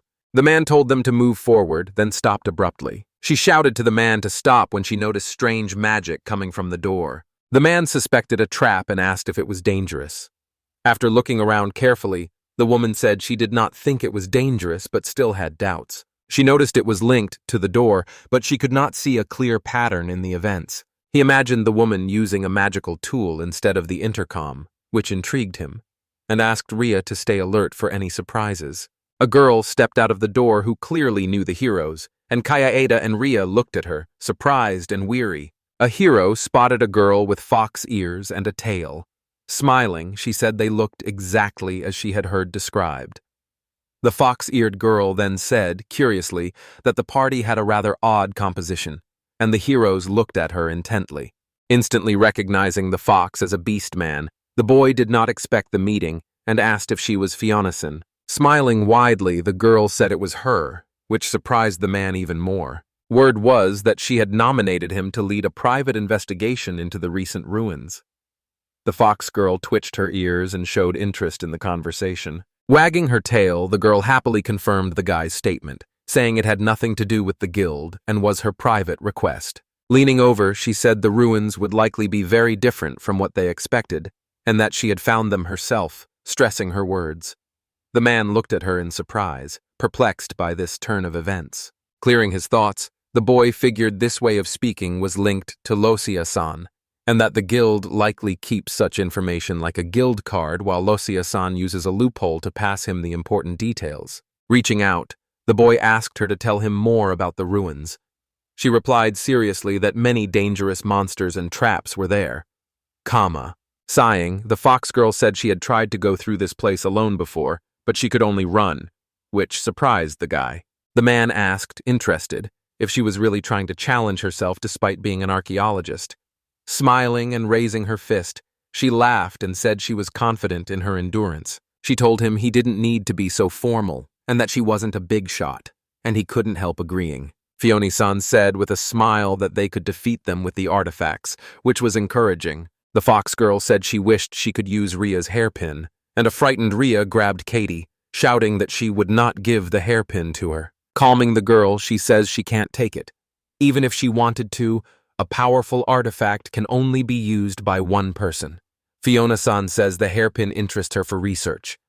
The man was surprised by what he heard. The man suspects Ria's hairpin is an artifact, and worries about its limits and true nature, while the girl clings to the boy and pouts in offended silence. A man asks Fiona-san if every artifact has personal authentication, and she says only especially powerful artifacts can do that, adding that high-class artifacts recognize their owner from the moment they are made and no one else can use them. The curious man asks the girl what rank Ria's hairpin is.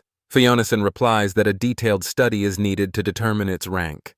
But of all the magical tools she has seen, the girl's hairpin is the most perfect. The fox girl says the hairpin is truly amazing. Ria looks up in surprise. Now, in a better mood, she calls out that her hairpin is amazing, lifting everyone's spirits, and Fiona-san leans toward the girl and laughs in agreement, which makes the young man smile as he realizes Ria carries something incredible and that the mystery is only getting deeper. A man approaches Fiona and asks what reward she would offer for exploring the ruins, and Fiona thinks, then says he may take all the artifacts from the ruins provided he can explore them for at least 3 days. The man was surprised and slightly puzzled and asked whether it was normal to give them such favorable terms. The girl smiles and says there are no problems. She only wants to examine the object itself and can barely analyze artifacts, so she does not need them. The guy realizes her main field is archaeology, not artifactology, and is surprised she can do only limited artifact analysis. He admits he doesn't know much about the ruins and asks her to explain things as they go. She agrees to tell him a lot. Turning her head away, the fox girl said she had no secret information from the guild this time, so she couldn't do it. The boy realized Lassia-san was using a loophole. Kaida now thinks she cannot share information without permission, and if this is a private investigation, there is no way to stop him, especially if the information he finds in the ruins does not violate the confidentiality rule. So it looks like a very good deal, and he will benefit more than she will. Realizing this, the boy knows he must protect Fiona while they conquer the ruins.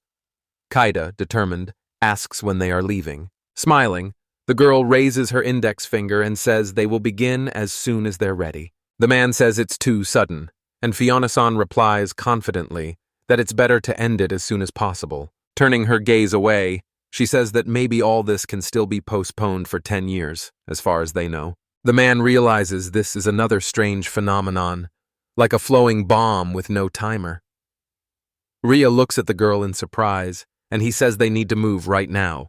3 heroes walk a path beside a waterfall through the forest toward a large cave. Smiling, the girl calls out that they have arrived. The man says the cave looks like a natural hot spring, and the fox girl sighs, tired and a little anxious. Kaida asks Ria if she feels anything strange, and Ria pauses before saying she senses many magical instruments inside, but hesitantly adds that none of them are large. The man believes that any magical artifacts inside are probably already destroyed and assumes any magical tools found could be traps. The man asks Fiona what their plan is. The girl says he has the most protection among them for this. Ria, bouncing with joy, says Kaede's name, which inspires their trust. The man admits they might be right. Fiona smiles and places a magical artifact in the boy's hand.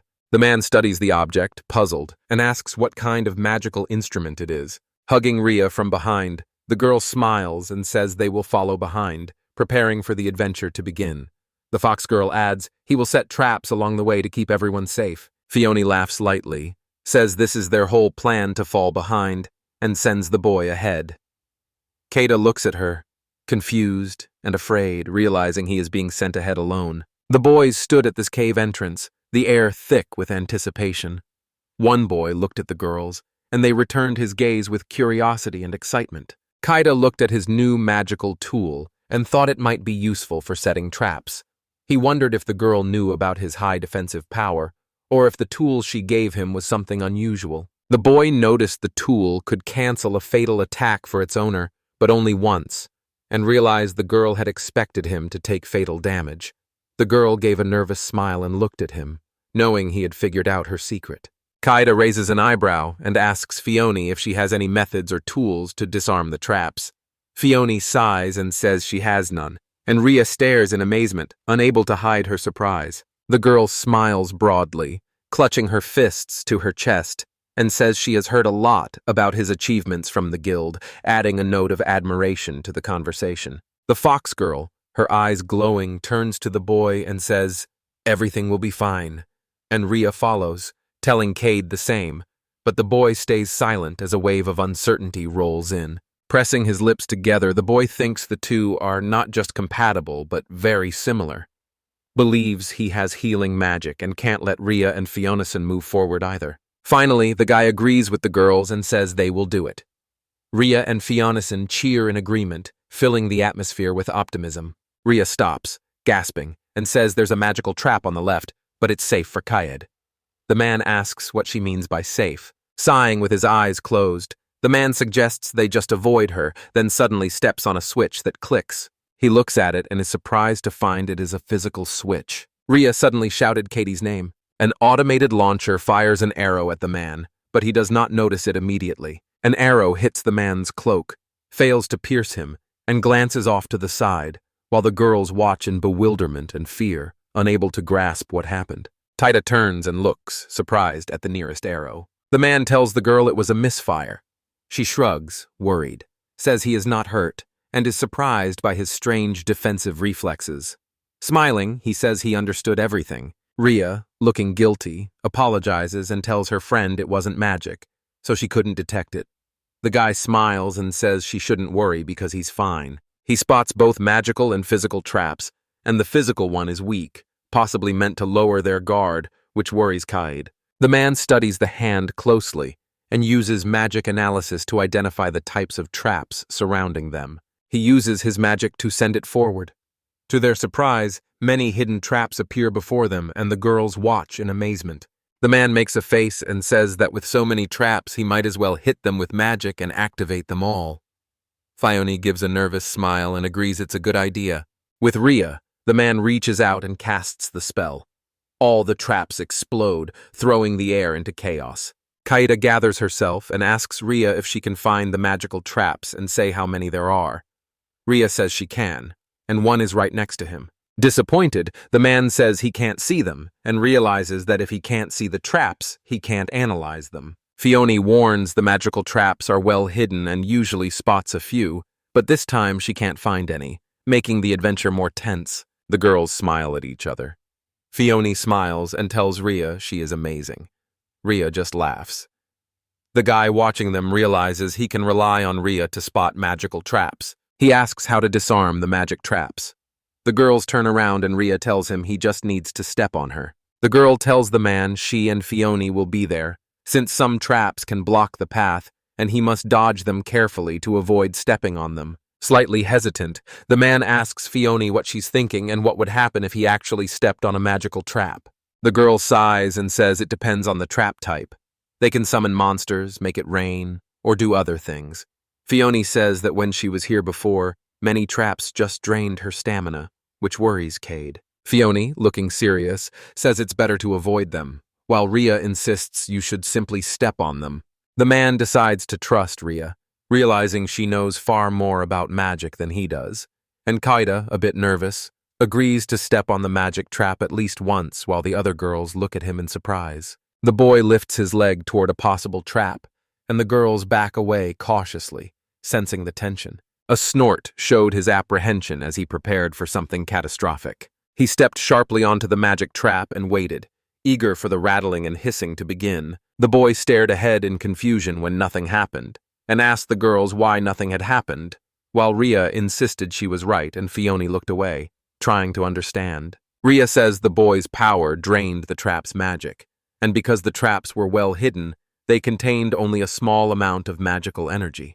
After asking the girl in disbelief how she vanished, the man wonders how the power he released could simply break everything around him. Walking down the corridor, they saw a large wooden door carved with riddles. Kaida asks Fiona if they should look inside, worried the room might have traps, and Fiona says the ruins were once a facility, so people probably would not set traps in the rooms, though a military site could. Looking at the door, the man decides that if it seems relatively safe, there is no need to set traps inside, so he asks the girls to look inside.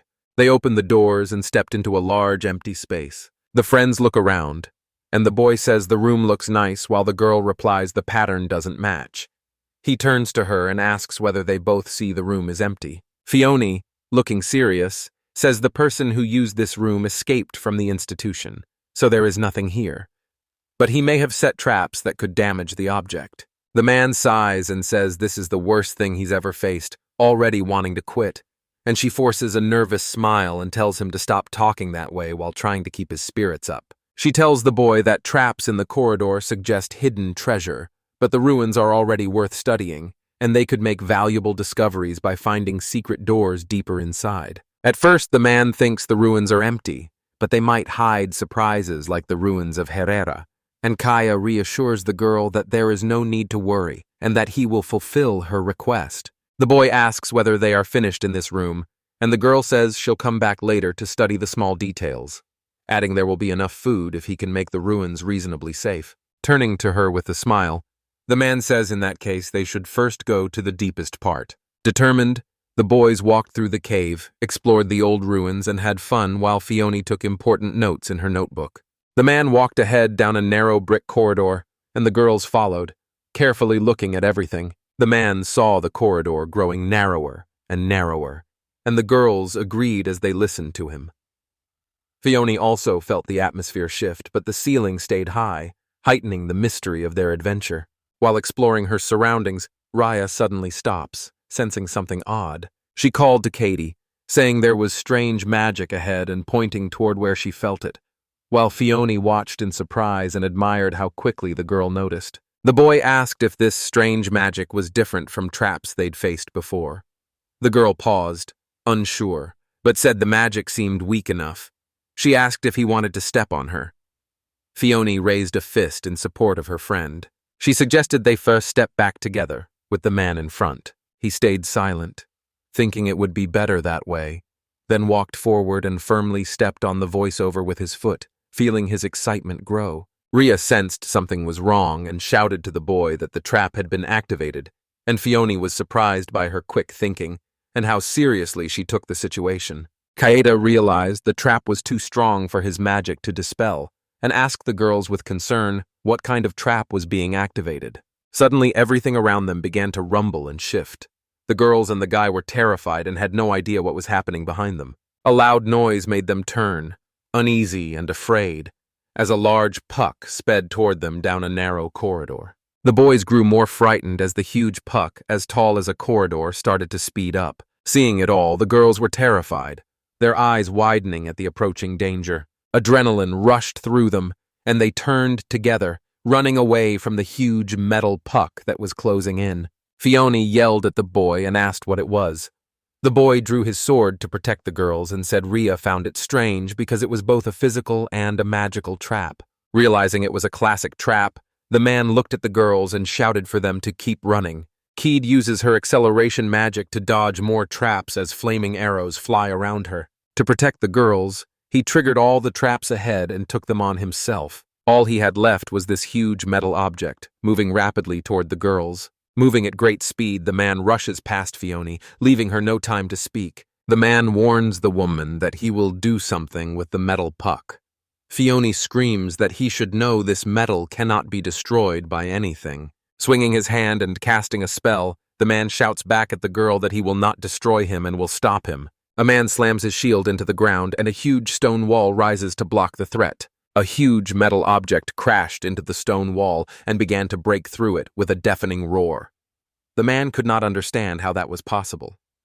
The girls watched in surprise and fear. Accelerating, the trap smashes through the stone wall and roars as it speeds toward the boys. Horror and despair washed over the hero as he realized nothing was going according to plan. Shouting, he tells the girls they must run, and they are already running with tears and fear in their eyes. Kaya turns to face the approaching danger, thinking the puck is only speeding up because of the slope, and realizes his magic can no longer hold it back as fear fills his eyes and everything becomes more critical. Realizing they are too slow, the man scoops Fiona into his arms. The girl, surprised by the move, hesitates while he keeps shouting for them to run without stopping. The man shouts at Rhea to run forward as fast as she can, and she, without thinking, agrees and runs faster. Flustered and confused, Fiona asks what he's doing, but the boys speed up.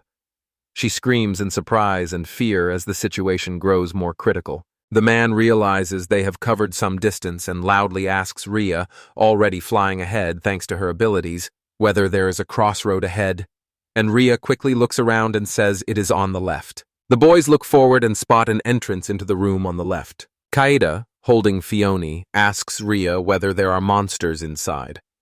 Rhea replies, there are none, but there is something else. A man notices something unusual out of the corner of his eye. On the ceiling, he saw something that was immune to magic and looked like a trap. The man says it all looks like a trap, but he thinks that doesn't mean he should keep running, since both options are too risky. At that moment, Rhea shouts to Kaede that danger is coming. The boy, alarmed, stares at the trap chasing them. Fiona tried to speak to the man, but he understood her without words and ordered the girls into the room. They suddenly slowed and, a split second before the collision, rushed inside. A huge metal trap whistled past the room, squeezing a mechanism as it passed. The man landed on the floor of the room he had just passed, still holding the young girl in his arms, and Rhea easily jumped into the room. A crash came from behind, and a huge metal door slammed shut, blocking the only exit. The boys turned around, frightened by the unexpected sound. Setting the girl down, he paused while she tried to collect her thoughts and said they were trapped. Without waiting, he ran to the door and ordered the girls to stay put.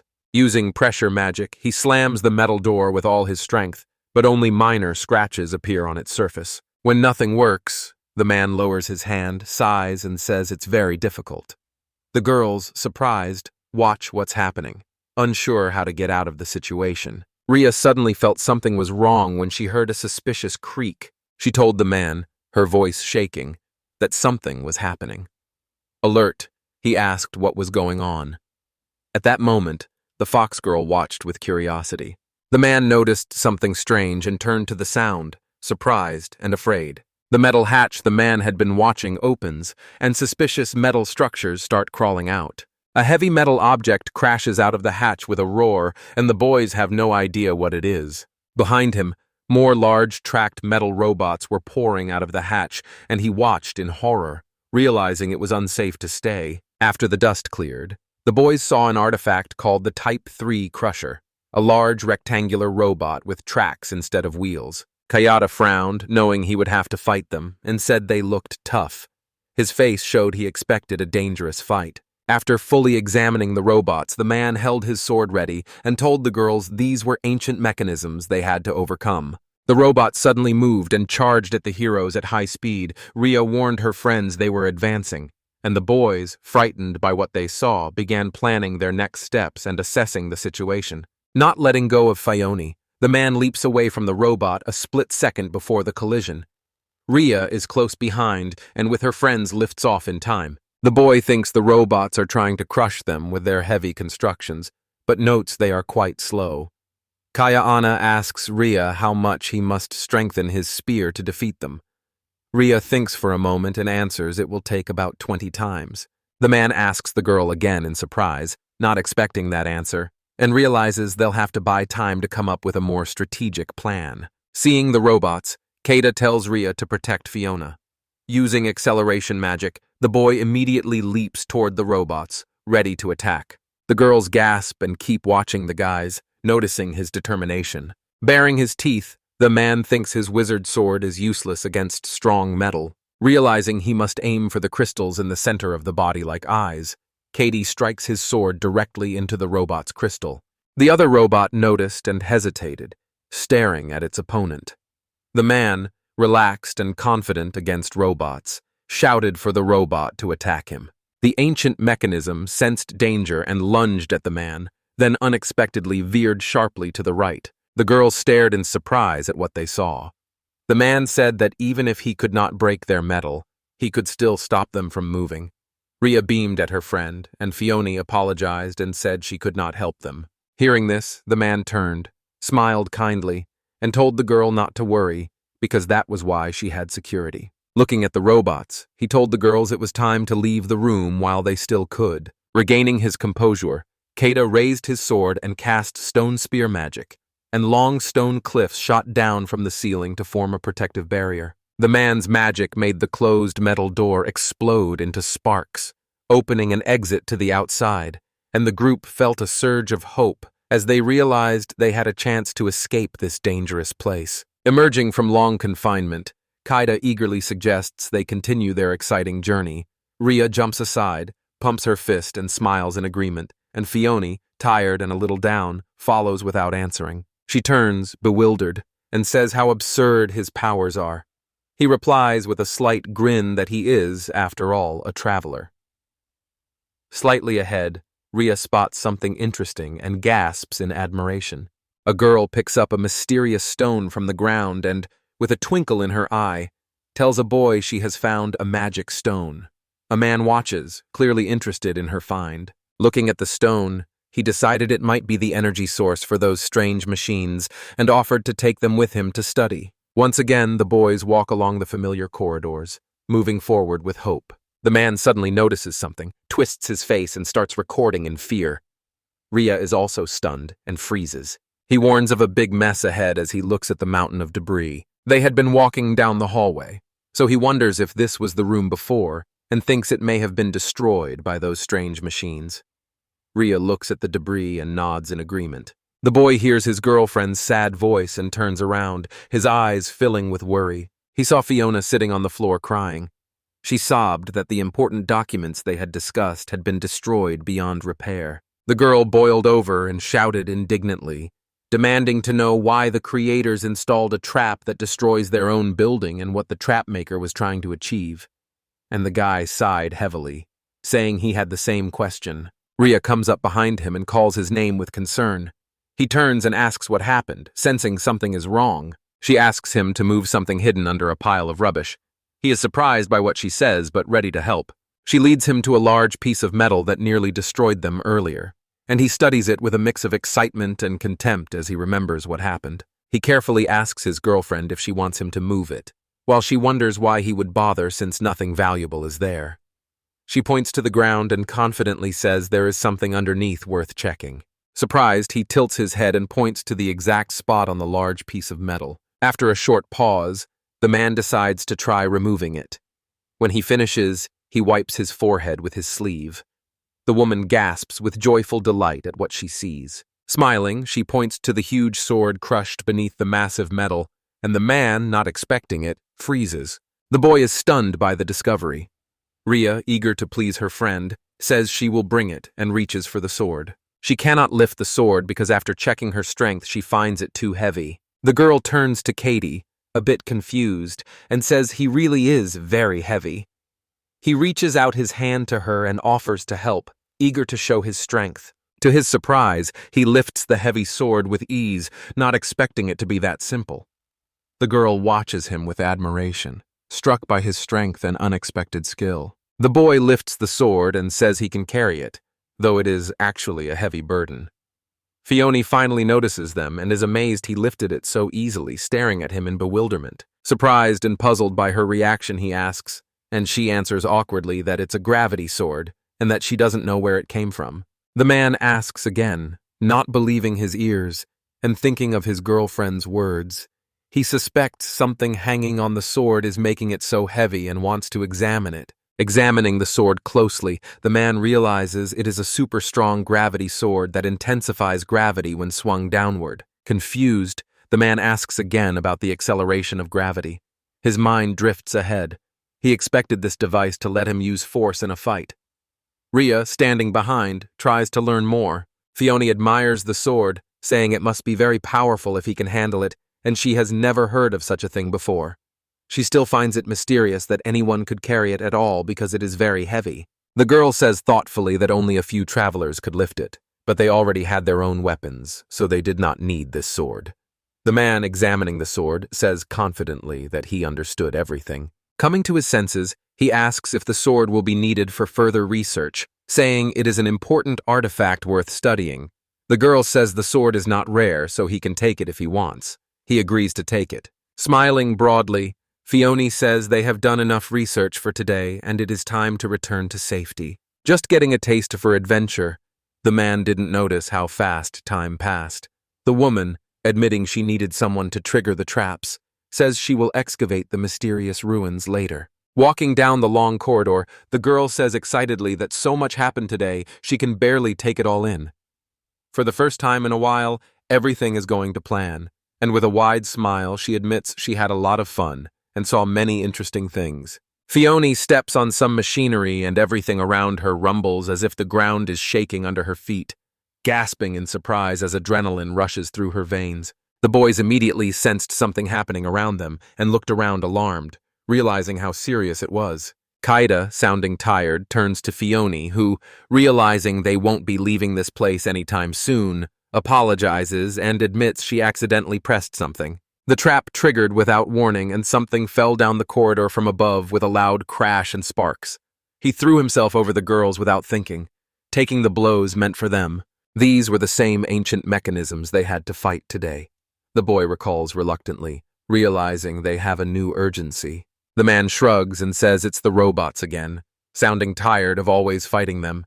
And the girl, filled with guilt, lowers her head, eyes full of regret, and apologizes to him, realizing her actions caused this serious outcome. Kayato smiles kindly and says everything is fine.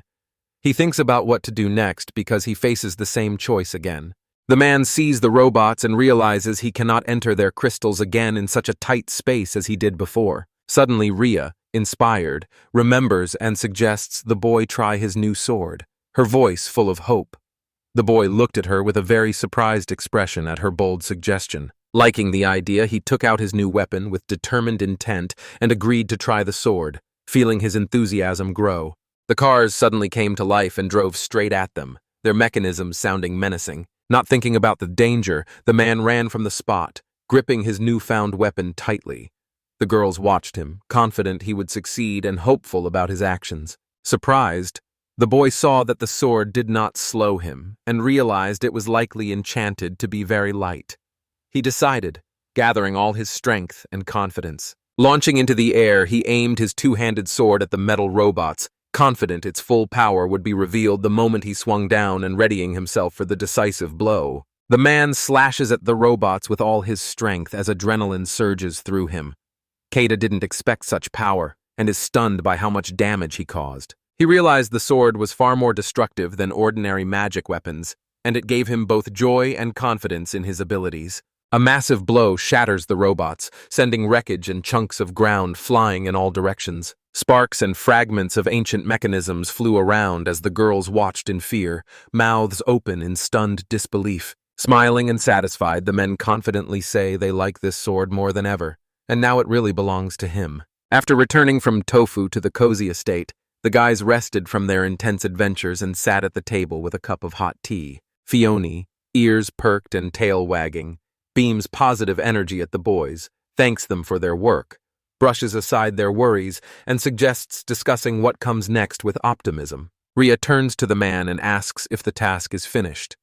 The man turns to her thoughtfully, says it is not yet, and realizes their true goal is to learn how the artifact was destroyed. Kaya turns to Fiona sitting opposite her and, with mild irony, jokes that it is a pity Fiona has nothing to do with earthquakes. Smiling broadly with her eyes closed, she says she found out the ruins had nothing to do with the earthquake, and the guy looks at her with disappointment because he had been hoping to hear something completely different. Perplexed, the man asks the woman whether their research was in vain. Fiona smiles, confidently says they did not waste their time, and asks if he knows about Red Omkos. Kaeda frowns, not understanding who he means, and says she doesn't know the name and asks if it refers to a person. The fox girl raises a finger and tilts her head slightly, saying the man is right and that his name is Radham Ko Svan Orteon. The man looks at her in surprise as a memory starts to return. He remembers that in this world, family names belong only to nobles, notices the man's initials include Ortheon as the city's name, and the boy asks the girl if this man is the lord of the area, thinking it would be wrong to address him without honors. Fiona smiles and tells the man this is not the ruler's name but the successor's, and people in this city do not think highly of him. He frowns, forces a nervous smile, and realizes everyone seems to hate him. She says the current ruler, Forzil Sama, left the country about a month ago. Fiona looks down and says, Radhamkos became the lord's deputy and started collecting large, unnecessary taxes, then began taking goods from ordinary shops, and she adds he can even easily have innocent people killed on false charges, so he does as he pleases with no consequences. Kayai is too surprised to listen. The boy wonders why killing innocent people has not made him a criminal.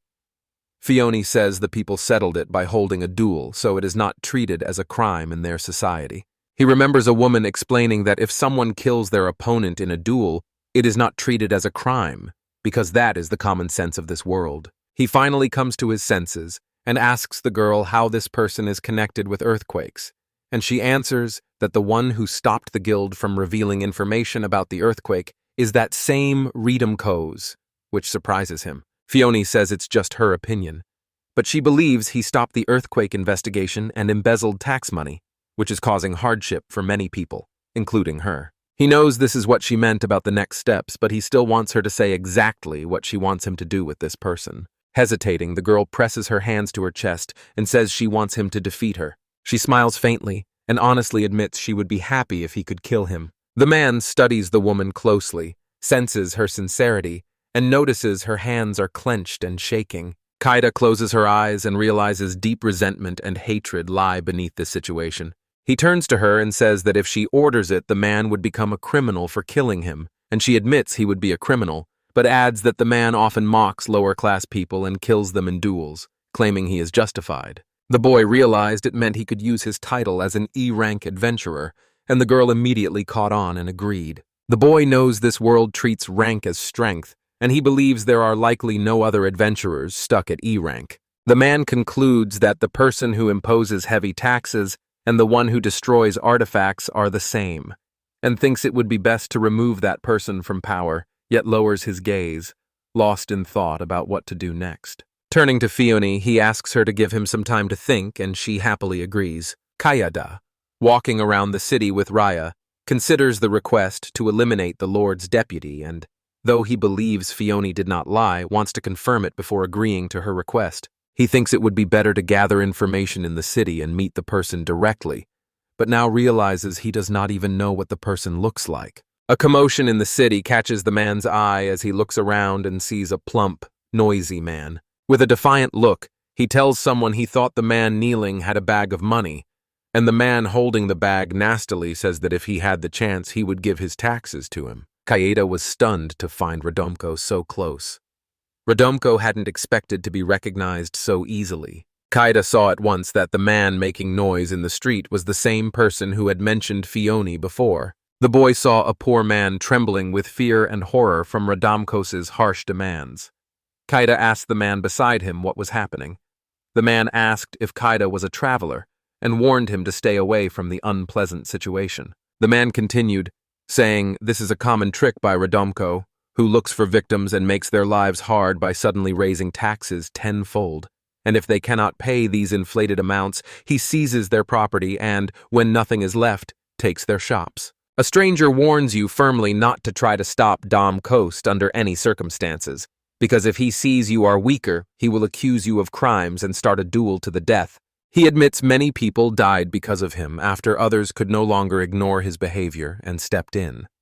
The man, lost in thought, looks at Radomkos and realizes Radomkos is truly a bad person, just as he'd heard earlier. Kana realized the rumors that he had been involved in the artifact's destruction were probably true. The stranger, clearly agitated, kept saying he wanted Forzo-sama to return soon because he was done with this horror. Suddenly someone in the crowd stepped in and asked him what he had just said. It was Red Amkos. He sneered that the poor commoners dared to call him a bad man, and the man, without waiting for an answer, sharply asks whether he is ready to face the consequences of such ill-considered words. He takes off his glove and orders his men to pick it up. Radomko glares arrogantly, raises his hand and says he challenges the insolent man to a duel. The man immediately becomes frightened and realizes his end has come while Kaida watches cautiously. The boy recalls the man warning him to stay away from all this, or he'd be pulled into dirty business. Not understanding what the man is saying, the stranger asks him, and the man says he is sure no one wants to die. Radomko keeps insisting he will do him a favor if he can pay a tax many times higher, and then he will forget the incident. The man, eyes full of horror and fear, realizes he does not have that sum and says he cannot do it. Kaida grows angry as he watches what's happening, then hears Ria's quiet voice behind him. Turning around, he sees a tearful girl who says this man smells awful. Everyone in the city laughed at what they heard, and as if on cue they all joined in. Even Kaida couldn't hold back a mocking smile, and Radomko felt humiliated, blushed, and then grew angry. The grown man said it smelled noble and did not stink at all. He chose to start the duel not with the other man, but with the little girl. Kaida reacted quickly and tripped him so he could not reach her. The man falls to the ground screaming, and Ria hides behind him, clearly panicked. The whole city begins to worry about what happened and to fear him. The man thinks he is not good at role-playing games but can do nothing now, and says the perfume smells bad, though he does not think the smell comes from his body. Kaida uses his sword to lift the man's glove, not daring to touch it with his hands, and scowls as he says the word is radamkos. Ria, confused by her friend's tone, asked where his cloak had gone, and he said he took it off to seem weaker so as not to draw suspicion, while Kaida warned the girl firmly not to come because the situation was heating up. Fiona appears out of nowhere and asks, surprised, what all the fuss is about. Kaida is happy to see her and quickly throws the man's glove aside.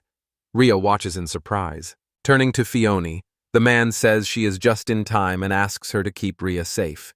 He adds that regarding her request, he is sure she already knows the answer. Smiling broadly and clearly relieved, the girl says she agrees with him and offers to help in this difficult situation. Radomko stood up and cursed, loudly declaring he had done it, and his words left the air tense while Kaida, clearly confused, simply looked around.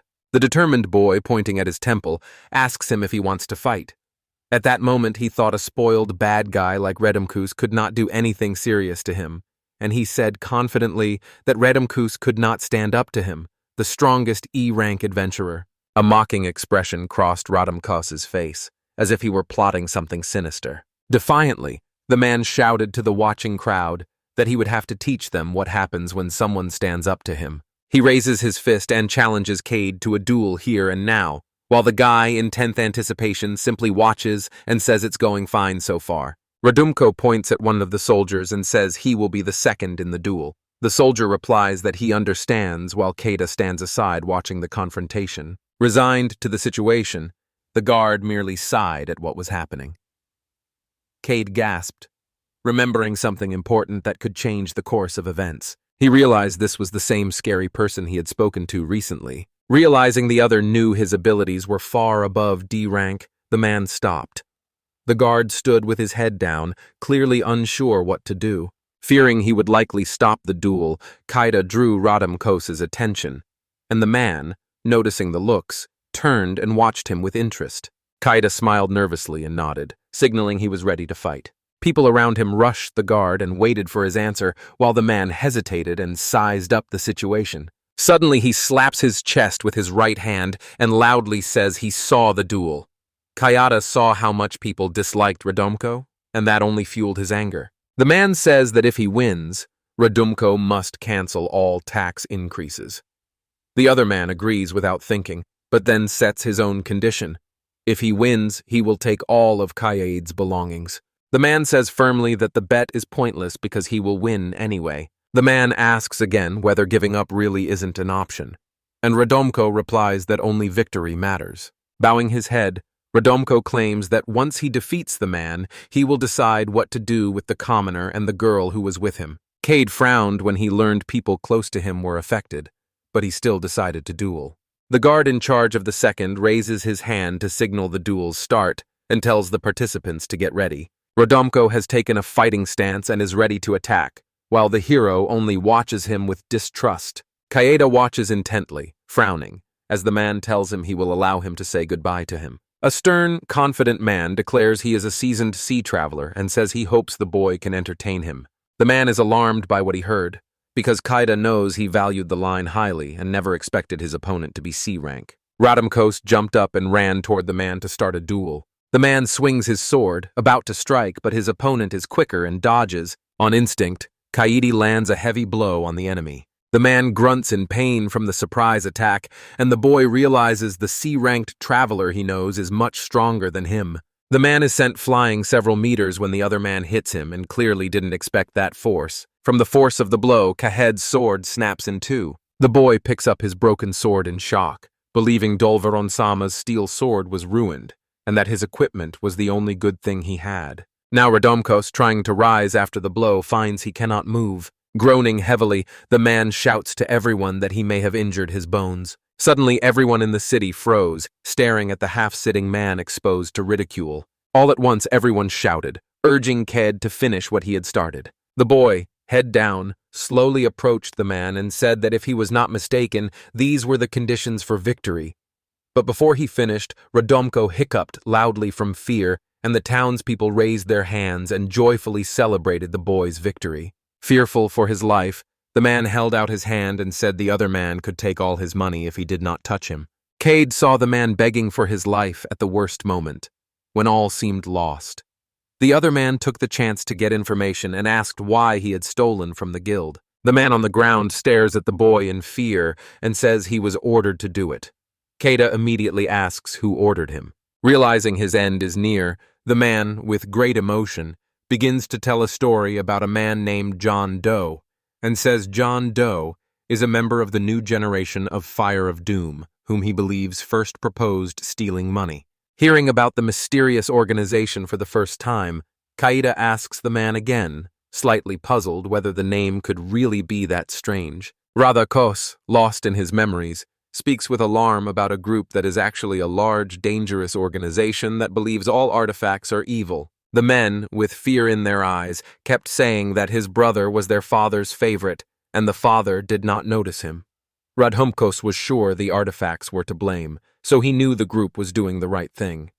Cade is sure he is to blame for all of this. Curious, the boy asks the man what else he knows about this organization, and the man says he has no more specific information, only that Radhumkos asked him to trust him. Cade begins to believe the man is not lying and concludes that while the prince is away, times are changing, and members of those organizations are manipulating him for their own ends. Cade hears it all with a heavy heart, feels no sympathy for any of them, and anger rises in him. The boy swings his broken sword and bids farewell to Radhumkos. Suddenly, someone in the crowd shouts his name, Kate, asking him to wait, and at that crucial moment the boy, a centimeter away from his opponent's face, stops. At the front of the crowd, behind them, an agitated man with a beard and armor stands, clearly in command. Cade, still holding his broken sword, turns to the man behind him, while Radhumkos stares ahead in surprise and confusion, clearly not expecting to see this man again after so long. Radhumkos suddenly shouts, emotionally declaring that this man is his father, and the man, excited and visibly afraid, watches what's happening and seems to realize this is clearly not good. One of the guards strikes his chest with his right hand to show honor and loudly greets Forza Alsama, expressing respect for her greatness and status. Cade, even amid the tension, glances over his shoulder at the man, surprised and intrigued, realizing this is the real prince who went to the capital. He realized the prince had returned when he learned how badly the city and its people were suffering. Zell, with a determined look, extended his hand and asked the boy to lower his sword because he could not allow Radhumkos to die in a duel. The man, excited and a little mistrustful, asks his father whether he will save him. Cade tells the king that to win their duel, the opponent must die. He then asks whether the victory will count if they do not meet those conditions. Forzel's psalm says that if victory requires the enemy's death, then those conditions must be met. And Cade, not anyone else, must be the one to end the enemy's life. At the king's command, a guard pulls a large square object covered in mysterious symbols from his belongings. Cade looks at this object and realizes it is a magical device that displays one's status, making him even more interested. The guard quickly gives the item to Radhumkos, who is sitting on the ground, and the young man is filled with excitement but hesitates, unsure what they are doing or where it will lead. As the magical item touched the man's chest, the mechanism gave off a bright light, showing it had activated and causing alarm. The loud word bandit suddenly appears on the magic device. Radhumkos and Cade are completely baffled and had not expected this ending. The guard tells the boy coldly that he is guilty. Radhumkos shouts that it is not true. The man's father closes his eyes, inhales, and looks clearly disappointed in his son. The man begs his father and swears he did nothing wrong. The prince, angry and disappointed, shouts at him, saying that if he had not done anything wrong, Forzel, fury in his voice, shouts at the man asking where Radhumkos is now, because he would not allow this to happen and would not want to see it. It was not in his nature. Radhumkos defends himself, saying his younger brother was too annoying and kept telling him what to do, so he decided to lock him up, saying this seemed natural and not terrible. Everyone in the city watched in silent horror, and Cade grimaced at the man with contempt, thinking that society called this an assault and a deprivation of freedom. The boy doubted the man thought this was normal. As Asama pressed his hand to his forehead and said his son was terrible, Radhumkos looked at the man in fear, knowing what would come next. Zell, his voice full of disappointment, said the man would now be executed as a bandit, and the sentence would be carried out mercilessly. The prince said that if he had behaved as a young man, he could have lived quietly and peacefully. Radomko asked again, horrified and afraid. The guards began to arrest the man as a criminal, and he, scared and panicked, screams at his father, begging him not to do this and hoping for a pardon. The prince apologizes to Koyad for all the trouble and worry he caused. The prince says he accepts full responsibility and promised to lift the restrictions immediately and order the guild to publish the information, and he apologized again to the boy. Kayaida recognizes the man's calm professionalism, knowing he may have suffered the most in this situation. The man finally puts his coat back on, restoring his old look, when Ria and Fiona appear on the horizon with friendly smiles and tell him he did a great job. Fiona, sincere and surprised, says she did not expect to see any of them here and is glad everything is settled. And Kaeda, with a slight smile, replies that as long as this man rules the city, everything will be fine. Realizing the emotions on the girls' faces had turned serious, the man said the artifact issue hadn't been resolved and they should stay vigilant. He suggested the girls return to the guild, saying the information restriction had just been lifted. Confident that Lasha-san would tell them everything, he watched as the girls agreed happily. When they reached their destination, the boys saw a notice on the stand that caught their attention, and watched as the other residents stood dumbfounded. Fiona read the news closely and said the information was already published, which impressed her.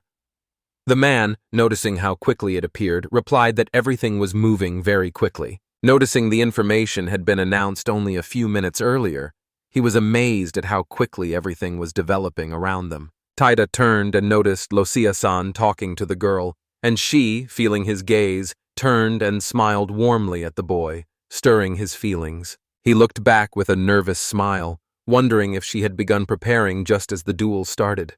At the same time, Fiona, finally settled, felt her joyful expression fade as she raised a hand in greeting. He realized the girl was clearly capable and skilled and could play a decisive role in the future, and this gave him some encouragement and confidence. News reported monsters near Orti and OM were acting erratically, believed to be caused by the destruction of artifacts, which had increased earthquakes and alarmed the local population who lived in constant fear. Several factors are likely preventing the volcano from erupting, since there are still no clear signs it is activating. Members of an organization called the New Generation of the Fire of Doom, who were fighting them, destroyed the artifact. The investigation is still ongoing, and new information may appear by tomorrow morning that changes the course of events. The man reading the report believes the destroyed artifact he and Ria found was preventing the volcanic eruption, and destroying it caused the earthquake. Fiona turns to him and says, in short, they must find the remaining artifacts and prevent their destruction at any cost.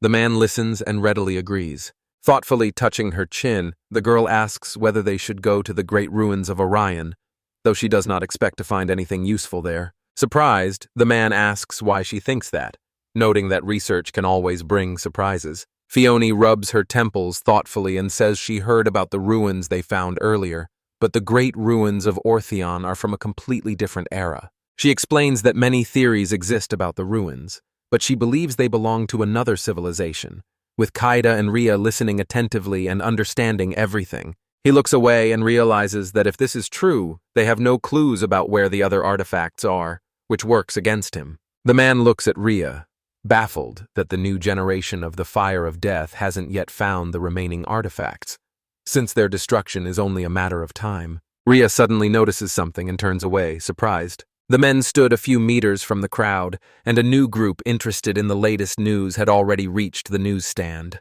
The boy asks the girl if she can find the artifact's location if the entrance isn't sealed, and Ria confidently says she can handle it. Confused, Fiona asks what they're talking about. Kada says the underground ruins hide an artifact sealed against magic and believes the seal will be broken soon. Fiona stares at the man in surprise and asks why he decided that, not realizing how serious his reasoning is. He says the organization will locate the remaining artifacts but will need time to destroy them, and that it would be easy if he and Ria could sense shifts in the magic. The girl replies that it will not be easy to destroy the artifacts because they are strong and durable. He offers his hand and says that if they are in the process of destroying them, it could give them a chance. The man, pointing at the people standing by the notice, says the people on the surface will certainly warn their comrades underground and asks whether the girls disagree. The girls stared at the guy with their mouths open, clearly shocked by what they heard. Fiona says happily that this means they can break the seal, and Rhea, also joyful, agrees. The man, seeing their delight, says the girl is right and they will quickly find their location. Slapping his fist into his palm, the man says firmly that as soon as they find out about this, they will end the chaos around them and make their mission more meaningful. At that moment, a broad smile spreads across his face, showing hope for a better future.